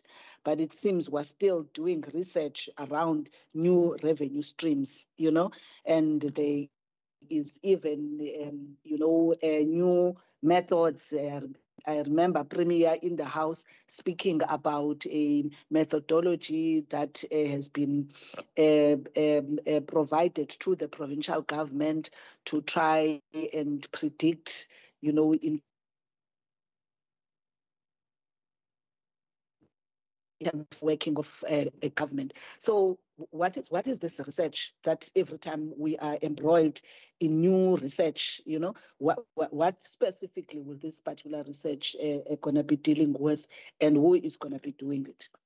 Then, Chair, in page 106, under program 4, local government finance group 2 and infrastructure, one sees actually a 127.3% increase to their budget, and the other 120.69. If you can indicate what this is, and I'm raising this because if we look from the historic data of financial performance here, you would see from 2021 to actually the last financial year, in terms of capacity to spend, actually in the last main appropriation, local government finance 2 would have received in the main appropriation about 13 million, and at the end, they could only register having utilized 9.6 of that budget. Similar to infrastructure, from 11.6 main appropriation to 6.6. So one gets worried with these kind of appropriations that we always see at the tail end, where huge budgets are given, come budget adjustment, you know, these monies are either moved to other internally within other programs, or they are taken to other votes, or the new thing we saw in the last financial year, unearmarked funds or rollovers. So one gets worried, Minister, when you see this type of a budget allocation, whilst you would also be sitting and talking about, you know, insufficiency of budgets, you know, allocations that are decreasing. But if we consider the historic spend of programs, one just does not understand what then becomes the premise of allocation if one just utilize that particular data. And then in page 107, if you can just explain to me, in the last expenditure trend analysis, what is this potential imposition of taxes under the proposed new legislative scheme for casino projects? I'm interested in this one. That what do you mean? And has industry been consulted? Because we saw the other time where the gambling board would have gotten into, you know, tedious legal battles with the industry, especially once you start to want to introduce taxes without having produced data that demonstrate, you know, the issues of revenue or growth of those industries in terms of their ability, you know, to pay the type of taxes. And one check, if we go back to page 95, actually, one of the things that is being raised there as a risk under gambling revenue is that license holders may shift their operations elsewhere, So if there are such issues, one is interested to understand what is this proposed new legislative scheme or imposition of taxes that is being referred to here. Maybe one could just get clarity on those three for now, Jay. Thank you. Thank you, Member Stoffel. While we are on page 107, I would just like to ask the Minister, the panel of experts, the infrastructure panel, I just would like to know from the Minister, how does the panel of experts link to the alternative and blended financing? That is the only question from me at this stage. Before we hand over to the department and the Minister, just want to see if there are any other questions from any members at this stage. Member Stoffel, is that a legacy hand or a new one? Sorry, Chair, it's a legacy hand, sorry. Thank you, Member Stoffel. Minister and HOD, over to you.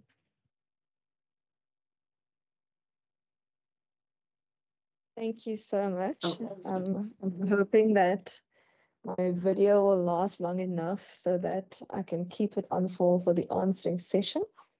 I'll start at the end and then I'll work my way up. In terms of the alternative and blended financing and the infrastructure, we're actually really, really excited about this work. Chair, it's really innovative. And because you know that 95%, a little bit over 95% of the total Western Cape budget comes from national. So there's very little in terms of provincial owned revenue, but the alternative and blended financing is in order to assist us with diversifying our provincial revenue. And this includes things like possibility of loans or grant funding or concessional funding, credit guarantee vehicles, and so on. So the first thing that we are doing in the provincial treasuries, we're assisting to ensure the alternative and blended financing framework. And once we are complete with this framework, and once we have taken that to cabinet, we hope that we are more than happy to come and present on this work that we are doing on how to diversify our revenue. The infrastructure panel is linked to the alternative and blended financing framework, because if a department wants to get a loan, for example, or wants to be able to use a loan to enhance their revenue sources, then those departmental assessments in terms of law has to be signed off by the Minister of Finance in the province, which is myself. So the reason we have want to appoint the panel of experts for infrastructure is we need people who have the ability to assess those projects, those plans, those business plans, and what a respective department wishes to do, whether it is viable. If it's a loan, for example, how does one pay it back? How much? The terms and conditions linked to that. And because obviously we will have to go to market for some of these particular items. And I'll ask our team in fiscal policy to just expand on this. There's also, Chair, in the summary booklet of the budget on page 26, there's also some more information on alternative and blended financing and possible finance instruments for different sectors that could be explored with this particular work. This was also linked to the fact that the Department of Infrastructure is putting together a pipeline of 200 billion rand infrastructure that we wish to find financing for, and this is linked to that because we're working in an integrated environment, and we are also working with the National Treasury.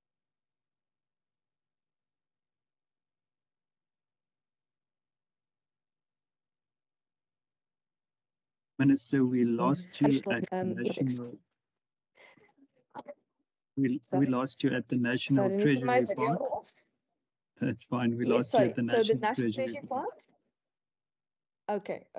So, and we're also working with the National Treasury and the World Bank to establish a credit guarantee vehicle in order to de-risk our infrastructure projects. In terms of the gambling, in terms of the gambling research, there are two pieces of legislation that we're currently working on in terms of research. The industry knows about the first one, and I'll start with that one. And if the fiscal team, Malcolm and Claire, can also just supplement my information here. The first bill would be it will be a money bill. It will deal with the fact that if a casino wishes to relocate, that there is economic opportunity tax connected to that. And that is because of fairness in the system. Because back in the day, everyone said, this is where I want to open a casino. They had the right to decide. They each, I'm oversimplifying a lot of the terminology now, so please, the team in gambling must excuse me if I'm using very simplified language. You have your catchment area. People didn't really compete with their respective catchment areas, but if any casino wishes to relocate, the money they paid back in the day was related to where they are currently, not where they necessarily wish to be. So it would be unfair if someone is able to move, you're compensating for the money paid in the beginning. So the bill that we are envisaging to bring is to compensate for the fairness in the system, so that people are not treated unfairly in terms of what they paid previously and what is happening. But I'll ask Malcolm and Claire just to come in here specifically. In terms of the second set of research that we are doing, because both Bill 1 and Bill 2, we have to use data and evidence to support our work. So this is why we have to engage in research in this regard. So part of the committee work that the committee has spoken to the team about previously is the fact that we can't also have 100 pieces of amendment legislation. So the second bill that we're going to bring is first going to start with a green paper to make sure that we engage the industry, because we need to be much more innovative in terms of our gambling legislation. We need to now also start planning for things we don't even know about yet, products that don't even exist yet in the market, because the technology is outpacing governments internationally. So we need to be able to overhaul our legislation and say, instead of bringing 100 amendments, that second part of the legislation, we must have a complete, comprehensive overview legislation that we need to have new. And that will start with the green paper specifically. On the local government finance amounts, if Stephen can just assist me here, but if I remember correctly, big parts of that budget for both Finance 1 and 2 was the increase in the public wages. It's the MSCOA project manager in order to assist municipalities. I can't remember now if it's in local government finance or if it's in the accounting unit under program 4, maybe. If you can maybe just assist me with that. I know that we are also working on a revenue masterclass for municipalities to assist them the revenue enhancement, optimization, and efficiencies. We're also assisting municipalities with the annual budget and IYM training. I think if the municipality intervention money, I think also falls under that category, but if I'm wrong. And I remember previously with the financial interventions previously, Kanaland did not agree to the municipal intervention, which is why money was sent back. Treasury, that was because of the work with Kanaland and not agreeing previously to the intervention. But Kanaland has now agreed to the intervention, and the National Treasury and Provincial Treasuries jointly assisting Kanaland with that, with the recovery plan at the moment, to make sure that we're able to move forward on that.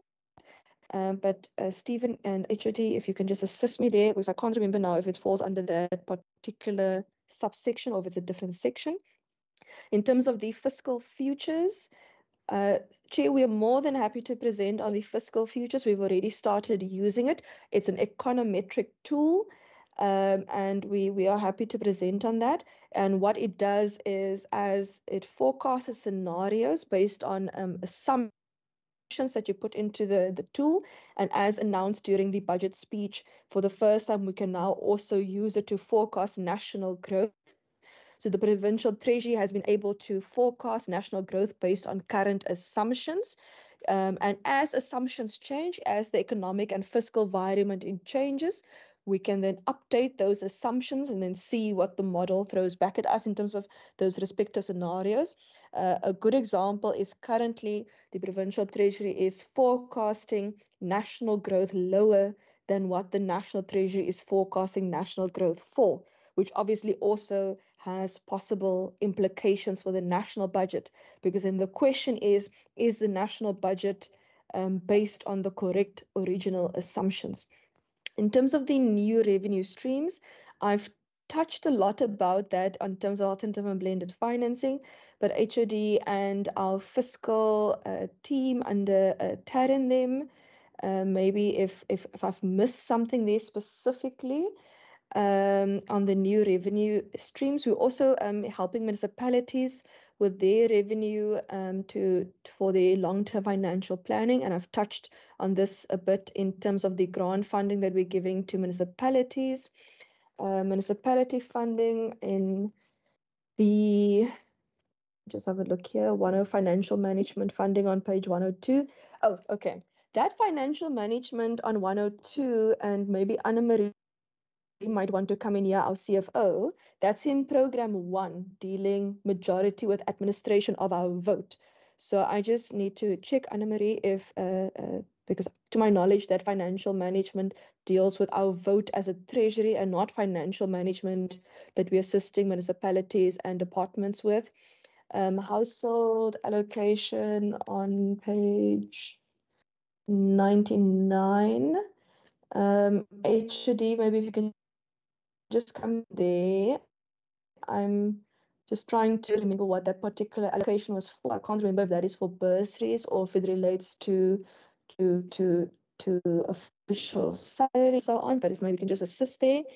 The growth being maintained. So the additional funding that we added to the provincial budget over and above the money that we receive from national across government for the public wage deal. So all departments, all governments across the country, we had to budget for 4.5%, and National Treasury said that national government will come to the party with the extra 1%. So in all the respective budgets, when we got the public wage money from national, you will see that we essentially just passed on the money to all the respective departments that we received. And this we bolstered with provincial revenue fund money, because we needed to capacitate our teams in Treasury and the Gambling and Racing Board, because in this department specifically and with the board specifically, people are our biggest strength. And then the last question was regarding financial governance on page 98. If I remember correctly, that one refers to the full unit of financial governance. I just I think I have a slide here, summary financial governance. That's program 4. That relates to internal audit support, internal audit research in the corporate governance section, GRAP training, particularly that over the 3 years, the IMSCO project managers here in this program, cash standards training that we do, the CMA in accounting and compliance that we do. Yes. I'm not sure, HOD or Anna-Marie, if you also then just want to just please supplement that particular program for the financial governance of programs that we're dealing with. And once those are concluded, Chair, if I miss something, then we'll just circle back. Thank you. HOD? Thank you, MEC. Before we hand over to the HOD, I just want to check with Member Nkondlo. I see that you have your hand up, Member Nkondlo. Is that for a new question or is it a legacy hand?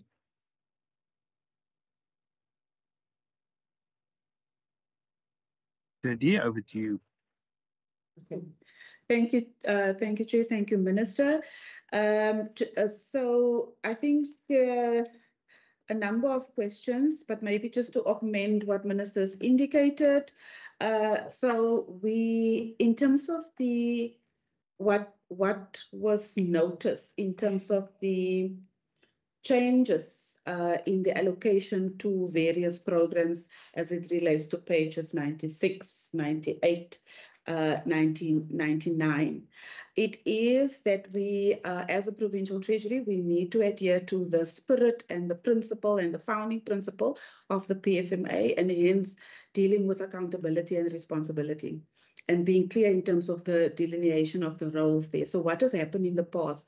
The bursary program was consolidated within program 2, and what we have done now is to make sure that the funding goes to the responsible manager of a particular activity. That then brings me to the question that was raised regarding the growth in terms of the allocations that the member Stoffel has noticed within program 2 that deals with group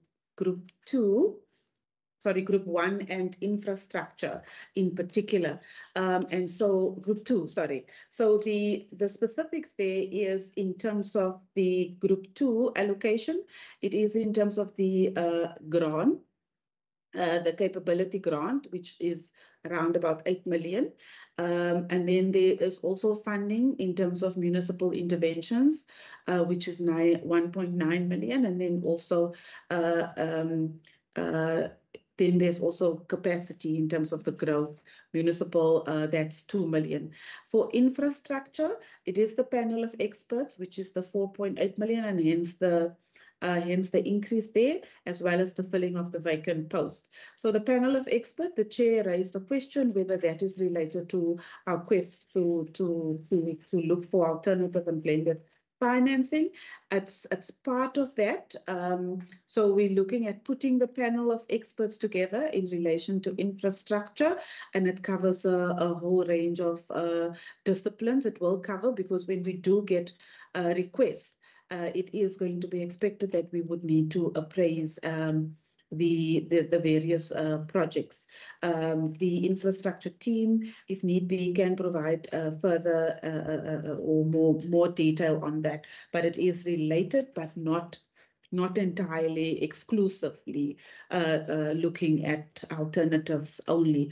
So it deals with a number of issues that we would need to do within the infrastructure space.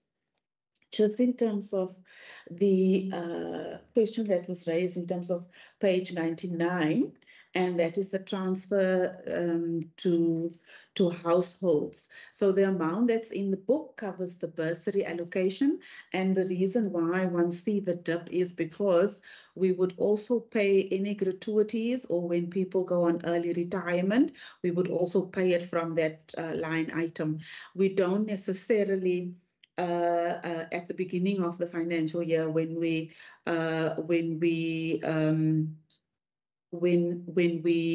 budget or put the budget together, it is still up to the individual to indicate upfront where, if there is the intention to go off on early retirement, and it is then at that particular point in time that we would then assess the situation and then make a call in terms of the payment of the penalty. So that is then why one see that particular dip in terms of the transfers to households. Just in terms of program 4, I think we've been very fortunate that if we look at what's happening across the various programs within the Provincial Treasury, where Program 4 has been the most stable in terms of its compensation of employees. So one would have traditionally a lower vacancy rate, and hence, therefore, if we look at from baseline to baseline, that growth is not as sizable as one would see across the other programs, because in the other programs the vacancy rates were higher, and hence the decision then to fund the vacant posts so that we can look at our capacity to deliver.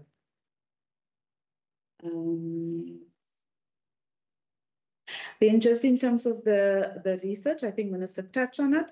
Part of that is indeed for the in relation to our responsibility in terms of gambling as the policy arm of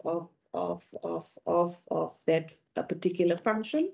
But we also have a big ask, given the fact that we learned our lessons from fiscal consolidation, really to look at how do we optimize our revenue base, or how do we diversify the revenue base, and hence the research into new potential sources of revenue becomes then critical. I think the committee would be aware of the fact that we actually started the fuel levy.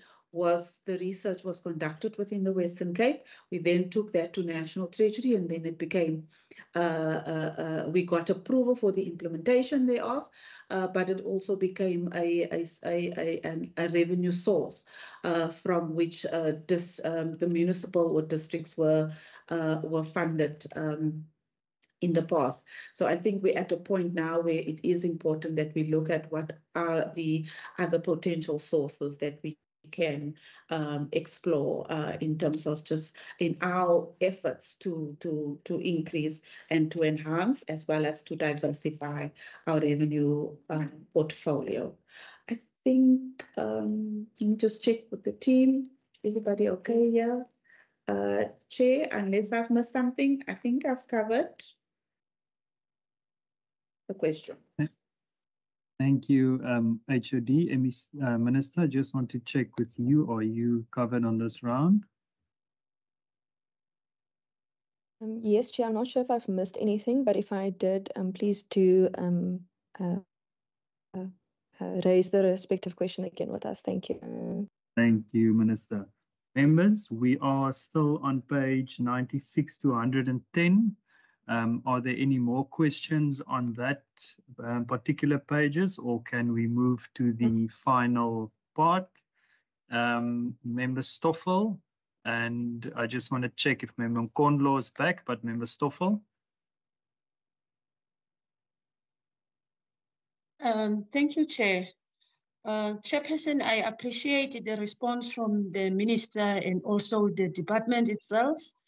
But I think there is still a question. Maybe I miss that response from the team in terms of page 106, table 9.2, the mismanagement of funds in municipality that indicates a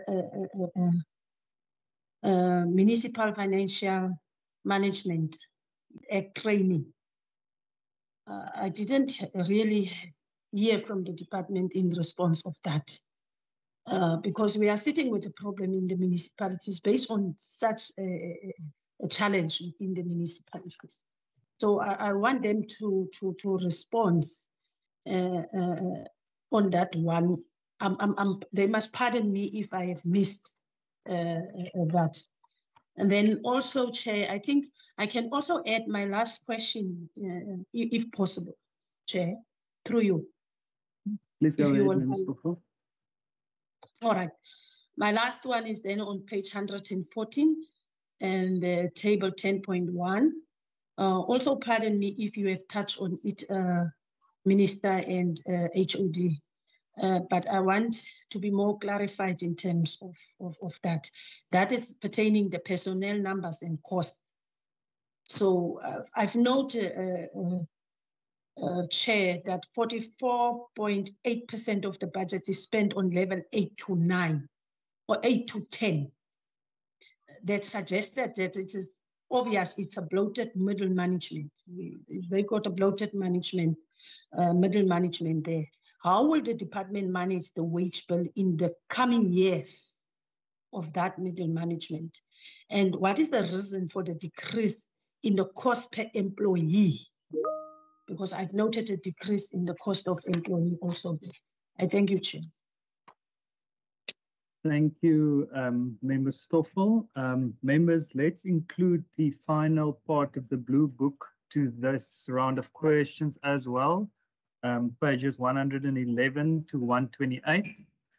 And then, Member Stoffel, before we hand over to Member Nkondlo, I just want to, Member Stoffel, if you can just check the question from the HOD within the meeting chat. While you are doing that, Member Nkondlo, over to you. Thank you, Chair. I just want, I think Minister and the HOD kept on referring, I think, to the allocation through the Financial Recovery Services Grant. I just want to understand, because I see both in page 123 under transfers and 127, that these allocations are set to be unallocated at this stage till the adjustment or adjusted estimate periods. So I just want maybe for them to clarify to us, just to make us understand why is this the case? Is it because there is at this point, because they refer to some assessments that needs to be done, and I heard Minister speaking about a process they are concluding on Kanaland in terms of its recovery plan.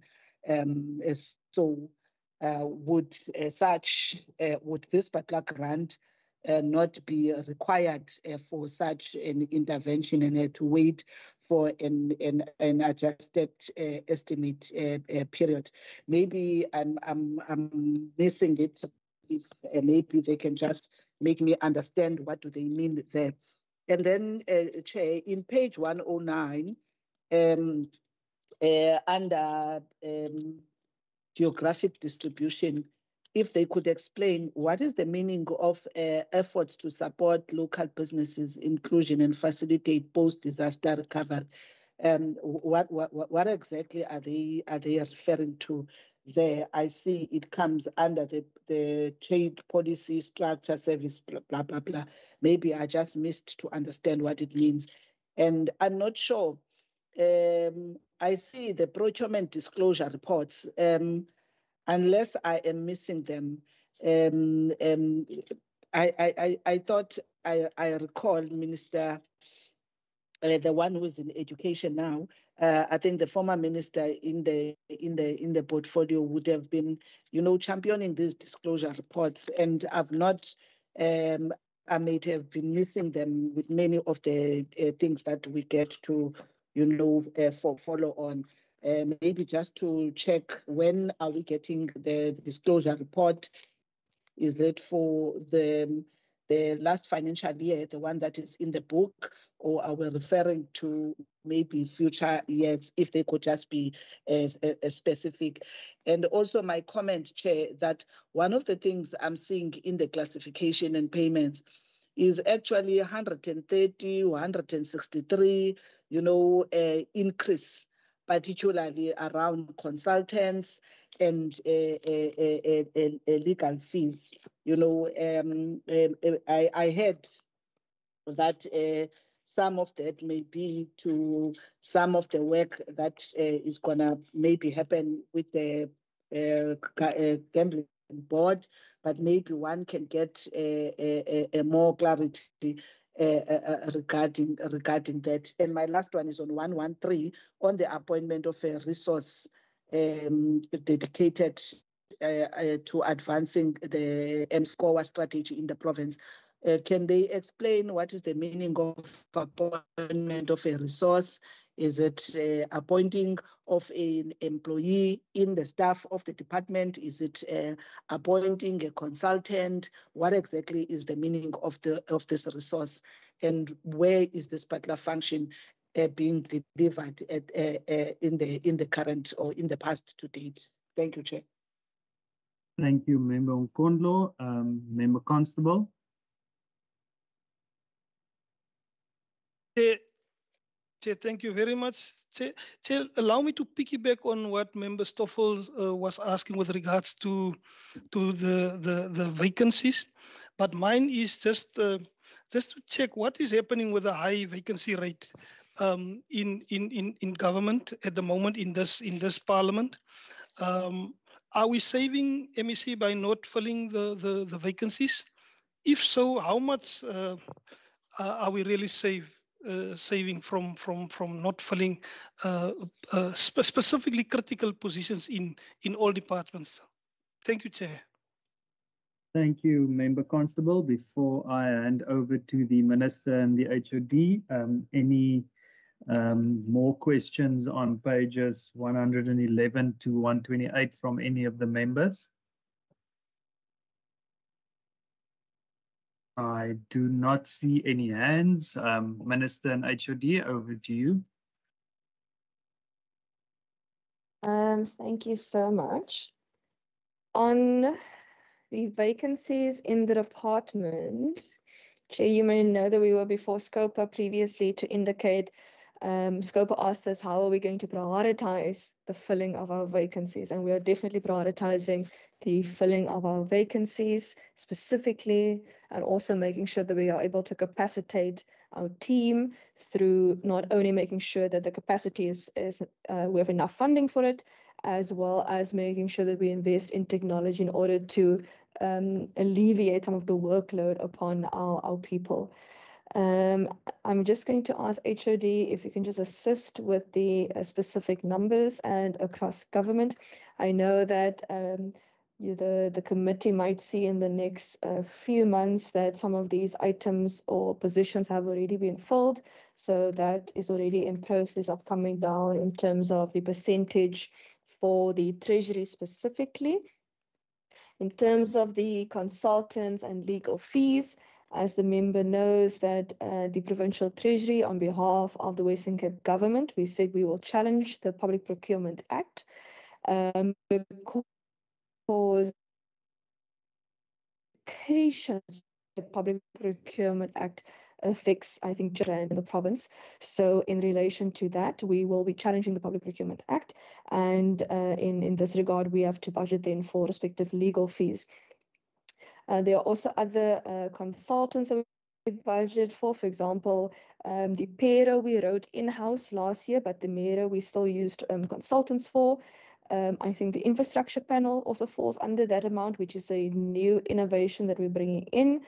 And our gambling research is also research that we get consultants in for, because that is very niche economic industry, and that not many people have the expertise, or companies that have the expertise in this regard. But I'll just ask if I've forgotten about particular research projects that we embark on. But we even assist with research sometimes to make sure that our data and evidence is credible and it's sustainable for our budget, and that our budgeting is responsive. In terms of the procurement disclosure reports, we are definitely still doing them, and we can forward those documentation to you, Chair. It should be on the website. Last I checked, it is, but if it is not, but we will forward that also to the committee and perhaps motivate more communications perhaps on the procurement disclosure report when we publish the respective items. Perhaps I need to focus a little bit more on communications in that regard. In terms of supporting businesses, I didn't get the page number there, but if the team got it, if they can just assist me with that. In terms of assisting Kanaland with the recovery plan, that funding for financial interventions for municipalities is separate to the money that we're allocating in this particular grant for municipalities. So you will see, I think the amount that we're allocating at the moment, or at least budgeting for financial recovery plans, was 2 million. But the team must just assist me and to just check that figure. But on the page 123, I just need to go there quickly. So the list of projects in those 12 municipalities, so those are that's the funding for the 24 projects in the respective municipalities. The unallocated amounts in year 2 and year 3 is the process isn't open yet. So the application process and assessments and so on has been completed for year 1. And as we engage municipalities in the coming year and towards the next financial year, you will see year 2 and year 3 being populated once those respective assessments and applications have been completed. In terms of personnel numbers and that it's a bloated management, I unfortunately have to disagree with you, Member Stoffel. When you look at every provincial treasury in the country, we are the smallest provincial treasury, and you will even find within our top management that some of our top management actually do 2 or 3 things in comparison to one job description in other provinces. Other provinces have even come to us as a provincial treasury to try and see how they can become a little bit leaner and how we actually get it right to have a structure that we have. But with the current structure that we have, we now need to refocus towards revenue instead of only being expenditure focused. So a lot of the new innovation in this budget that you will see coming through is being able to capacitate our team, and also perhaps HOD, you can also speak about some of the work we're even doing with management for the province in making sure that we are able to capacitate our procurement client center and our SEM at a provincial finance level, so that we're able to support our departments across government and our municipalities as well with those particular procurement matters. Then table 9.2, I looked at page 106, Chair, table 9.2, but I don't see mismanagement. I'm wondering if HOD can just come in there, because I'm looking at the programs and I'm not exactly sure what the member is referring to. So HOD, you can maybe just come clarify what the question is. Under public finance, we have public government finance, we have local government finance group 1.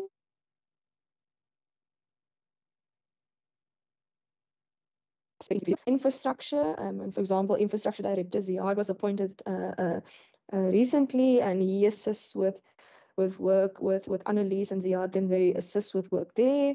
Business information and data management, I think Paul is online with Annalise. We do a lot of work in terms of technology in order to automate some systems to make sure that we enhance our financial governance, and MFMA coordination, which where I think Dion assists here with coordination there.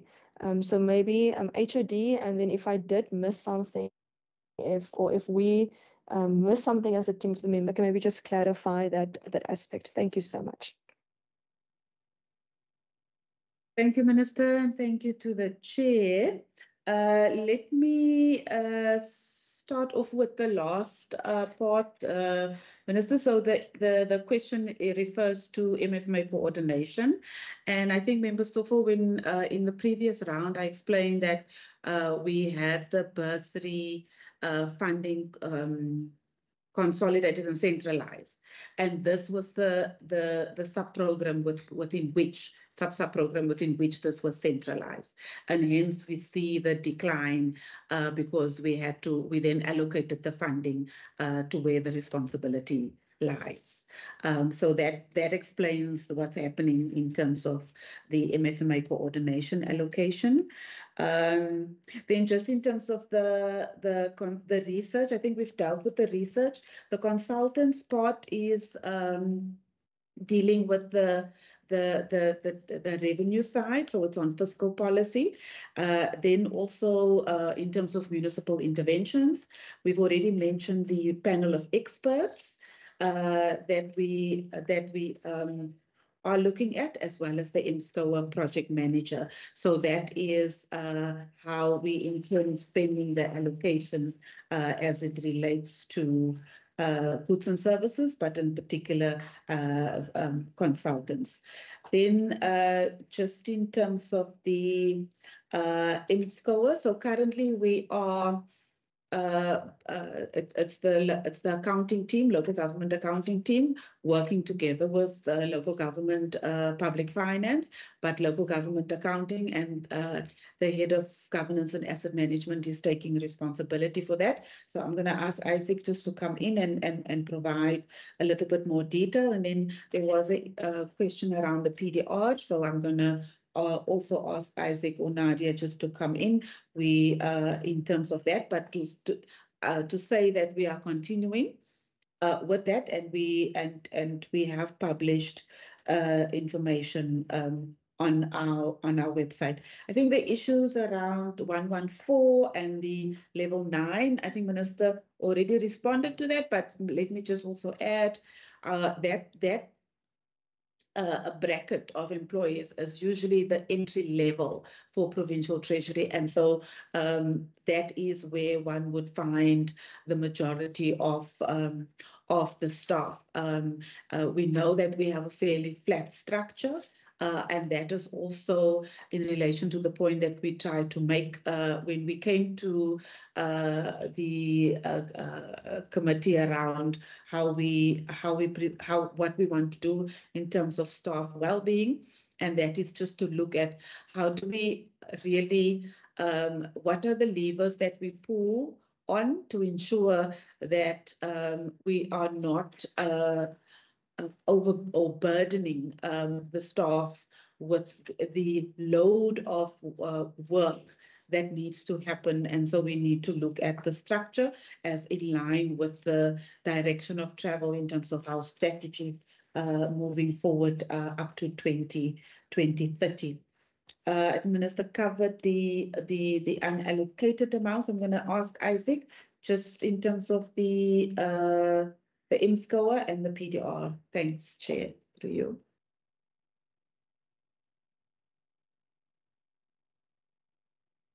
Okay, thank you, Julinda. So as far as the MSCOA is concerned, so currently we're getting support from National Treasury, and we're using a consultant that National Treasury have appointed to assist us, just to work to the data streams, and also with our own team train the municipalities. Now that particular contract with that consultant that National Treasury have provided comes to an end. And we, of course, now from a Provincial Treasury perspective, have to fund the MSCOA project manager, who will then take over the training and the maintenance of the MSCOA project. As far as the PDR is concerned, as the Minister have indicated, it's been published on the website. We are quarter behind because part of our problem was losing the capacity to the city for running that PDR. But we're still running with the PDR, and as soon as we appoint our other staff, we will actually catch up. But the current PDR report is on the website, and as the Minister have indicated, we can give the link to that. Just in terms of the procurement client center, and we have given feedback to this committee before that the procurement client center is actually one of the components within the PT that have got a direct influence on the citizen and the private sector. So part of the PCC is where we supply and provide support to businesses, and specifically small businesses, because about 75% of our database is actually small businesses. And as a result of that, you will also see in the PDR report, in terms of our procurement spend, as far as companies are concerned, the bulk is going to small businesses, and particular black businesses. I'm not sure, Nadia, would you like to add to the PDR?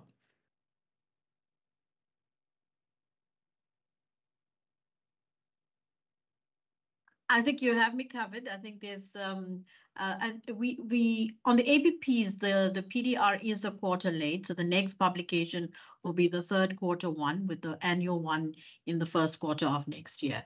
So the next version should come out shortly once Minister has approved it, the third quarter one. Okay, thank you.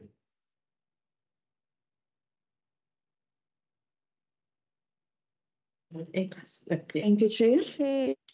I know Stoffel wrote in the chat before. I'm not sure what the decrease in cost is referring to, because on page 114, decrease in cost.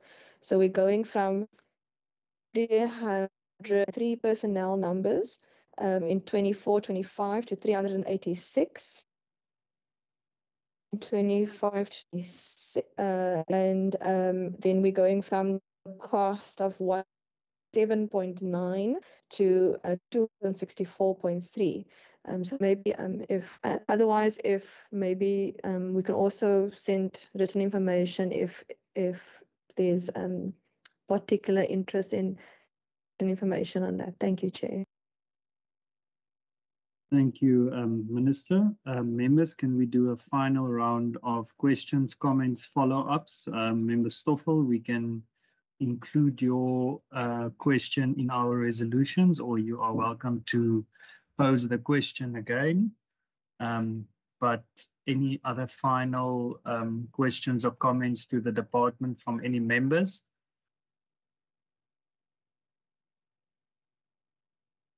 I do not see any further hands.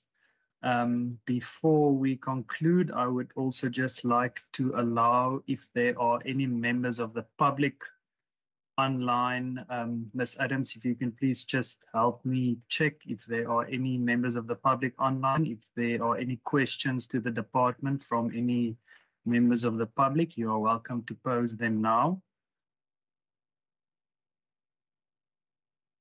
I do not see any hands. Minister, HOD officials, that concludes our questions on vote 3. Minister, HOD, any concluding remarks from your side?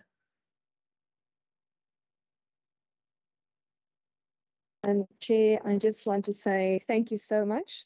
This was my first main budget vote where we work with the team in this administration in terms of a main vote, and I want to say thank you every single person of our 336 staff establishment team in the Provincial Treasury for the work that you do, and we're able to make this vote possible.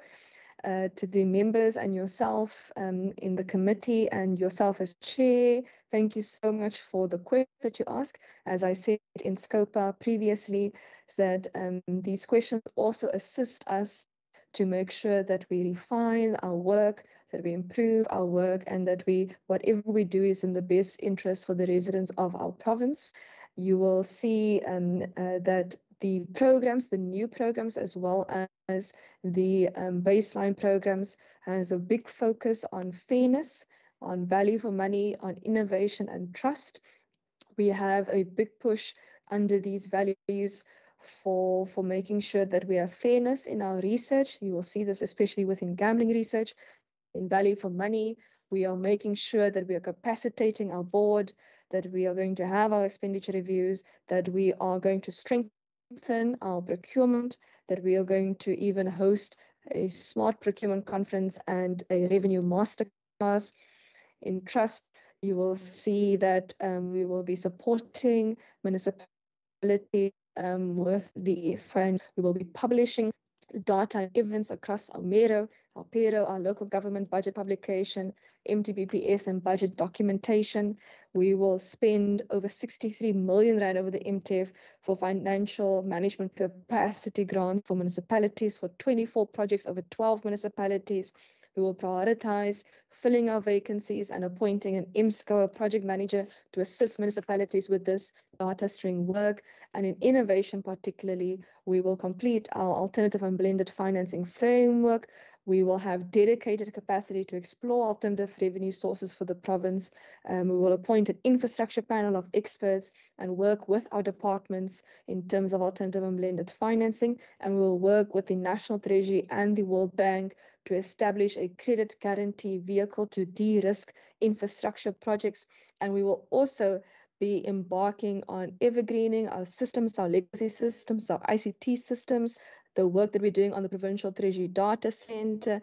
And all of this work, all of the technology work that we're doing across the units is to leverage technology in order to reduce the workload for our officials and to get them home for dinner, because Chair, in the Provincial Treasury particularly, people are our biggest strength. And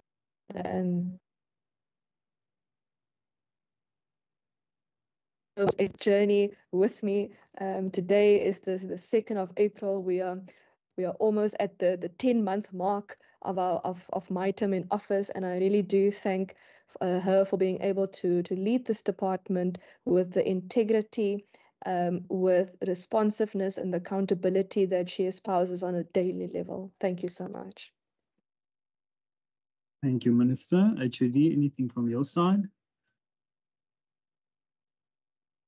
Thank you, Chair. Nothing much, maybe just to also thank Minister, thank the committee, and thank the entire Provincial Treasury team. It's a small team, and we're quite aware of all the risks that's facing us, but it's a committed team. And I think we will just continue and improve and do what we need to do. And so I just want to say thank you to the entire team. Thank you, Minister, HOD, and all officials, as well as any members of the public. You are now welcome to leave the meeting, and all members are just requested to stay behind for the consideration and adoption of the draft committee report. It is now 12:30. Can we do a quick 4-minute body break? So we will be back at 12:35. Thank you. Thank you, Chair. Goodbye.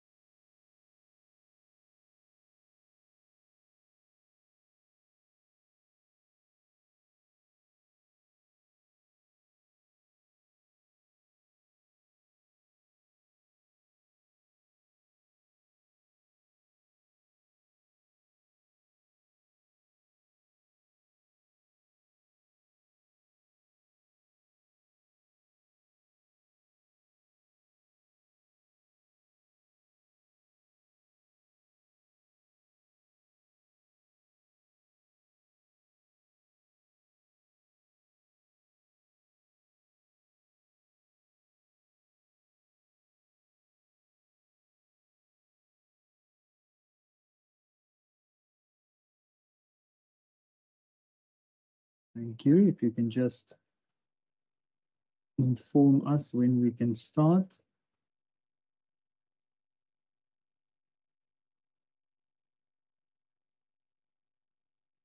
IT has indicated that we are online.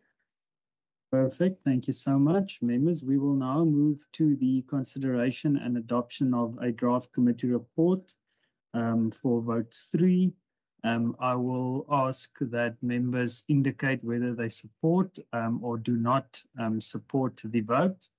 I would like to ask when you express your view in terms of your support, or if you do not support, if you can just briefly turn on your camera so that we can see who's on the other side of the screen. If I can start by asking members in support of the vote to please indicate, with myself being the first to support the vote. Any other members in support? Member Boyson, I support, Chairperson. Thank you, Member Boyson. Member Wessels also support, Chairperson. Thank you, Member Wessels. Bombo supporting. Thank you, Member Mbombo. Constable support. Thank you, Member Constable. That is, if you can just lower your hands, please, those who have indicated their support.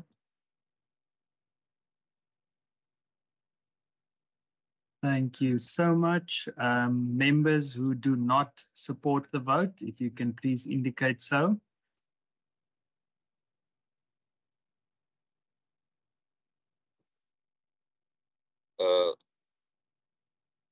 Thank you very much, Chair. Member Khalil Brankais, not support. Thank you. Thank you, Member Brankais. Thank you very much, Chair. The African National Congress don't support. Noted. Thank you, Member Stoffel. Apologies, Chair. I just need to check. Member Nkondlo is having technical difficulties, and she is the permanent member who is allowed the vote. So yeah, you can see she's chatting or she's writing in the chat. Is it possible for me to just, she needs support, IT support. Okay, Can we take just a few minute break, or the committee can decide? I see Member Nkondlo is chatting in the group chat. Perhaps we can just in terms of asking whether she supports or not. But Member Stoffel, I see your hand. Would you like to add? Yes, Chair. I just want to check with you, Chair.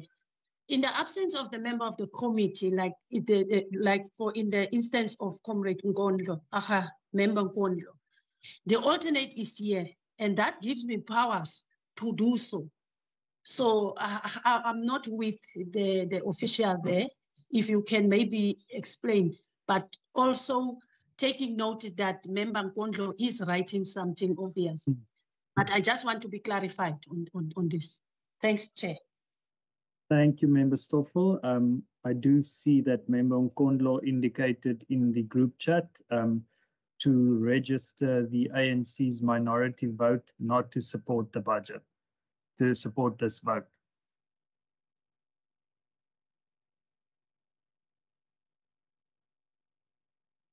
Ms. Adams, is that fine with you? Can we continue? Yes, Chair, that's fine. I'm just editing the report and we'll flag shortly. Thank you so much.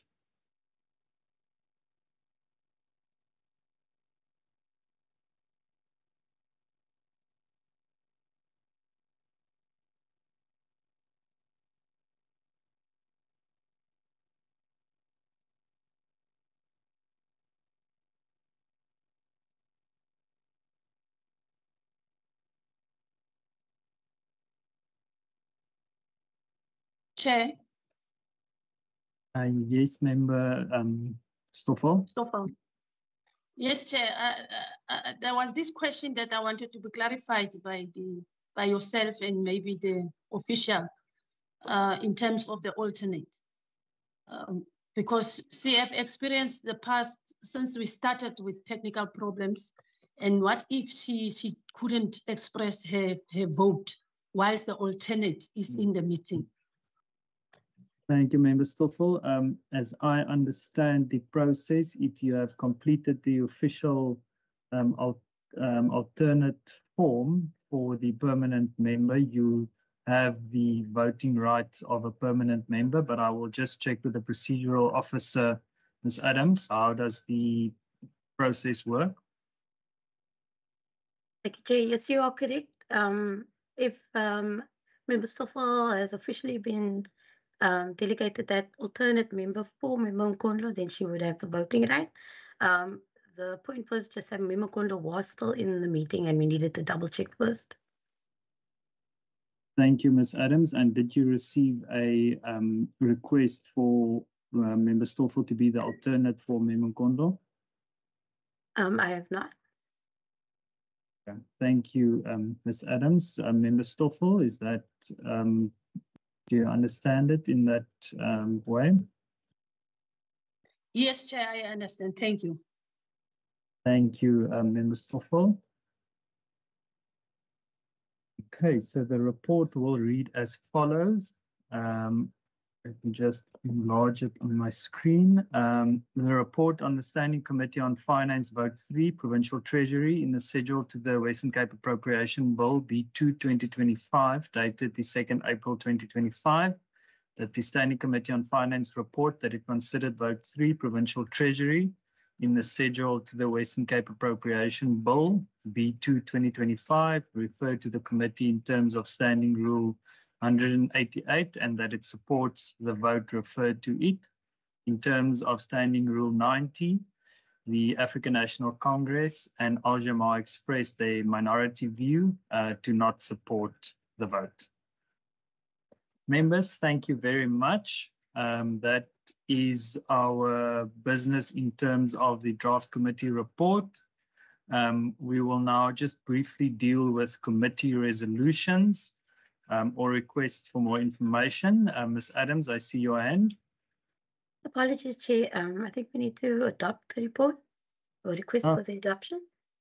My apologies. I'm looking at the time thinking the next vote is about to start. If I can have someone to propose the adoption of the report.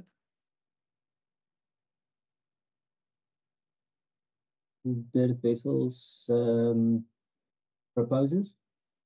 Thank you, Member Wessels, and anyone to second the adoption. I see Member Norma French Mbombo. Thank you, Member Mbombo. Ms. Adams, is that captured on your side? Yes, Chair, thank you. Thank you. Can we move to the resolutions or requests for more information? If there are any which we have not recorded on our side, please indicate so now. Any members that would like to record any resolutions or requests for more information?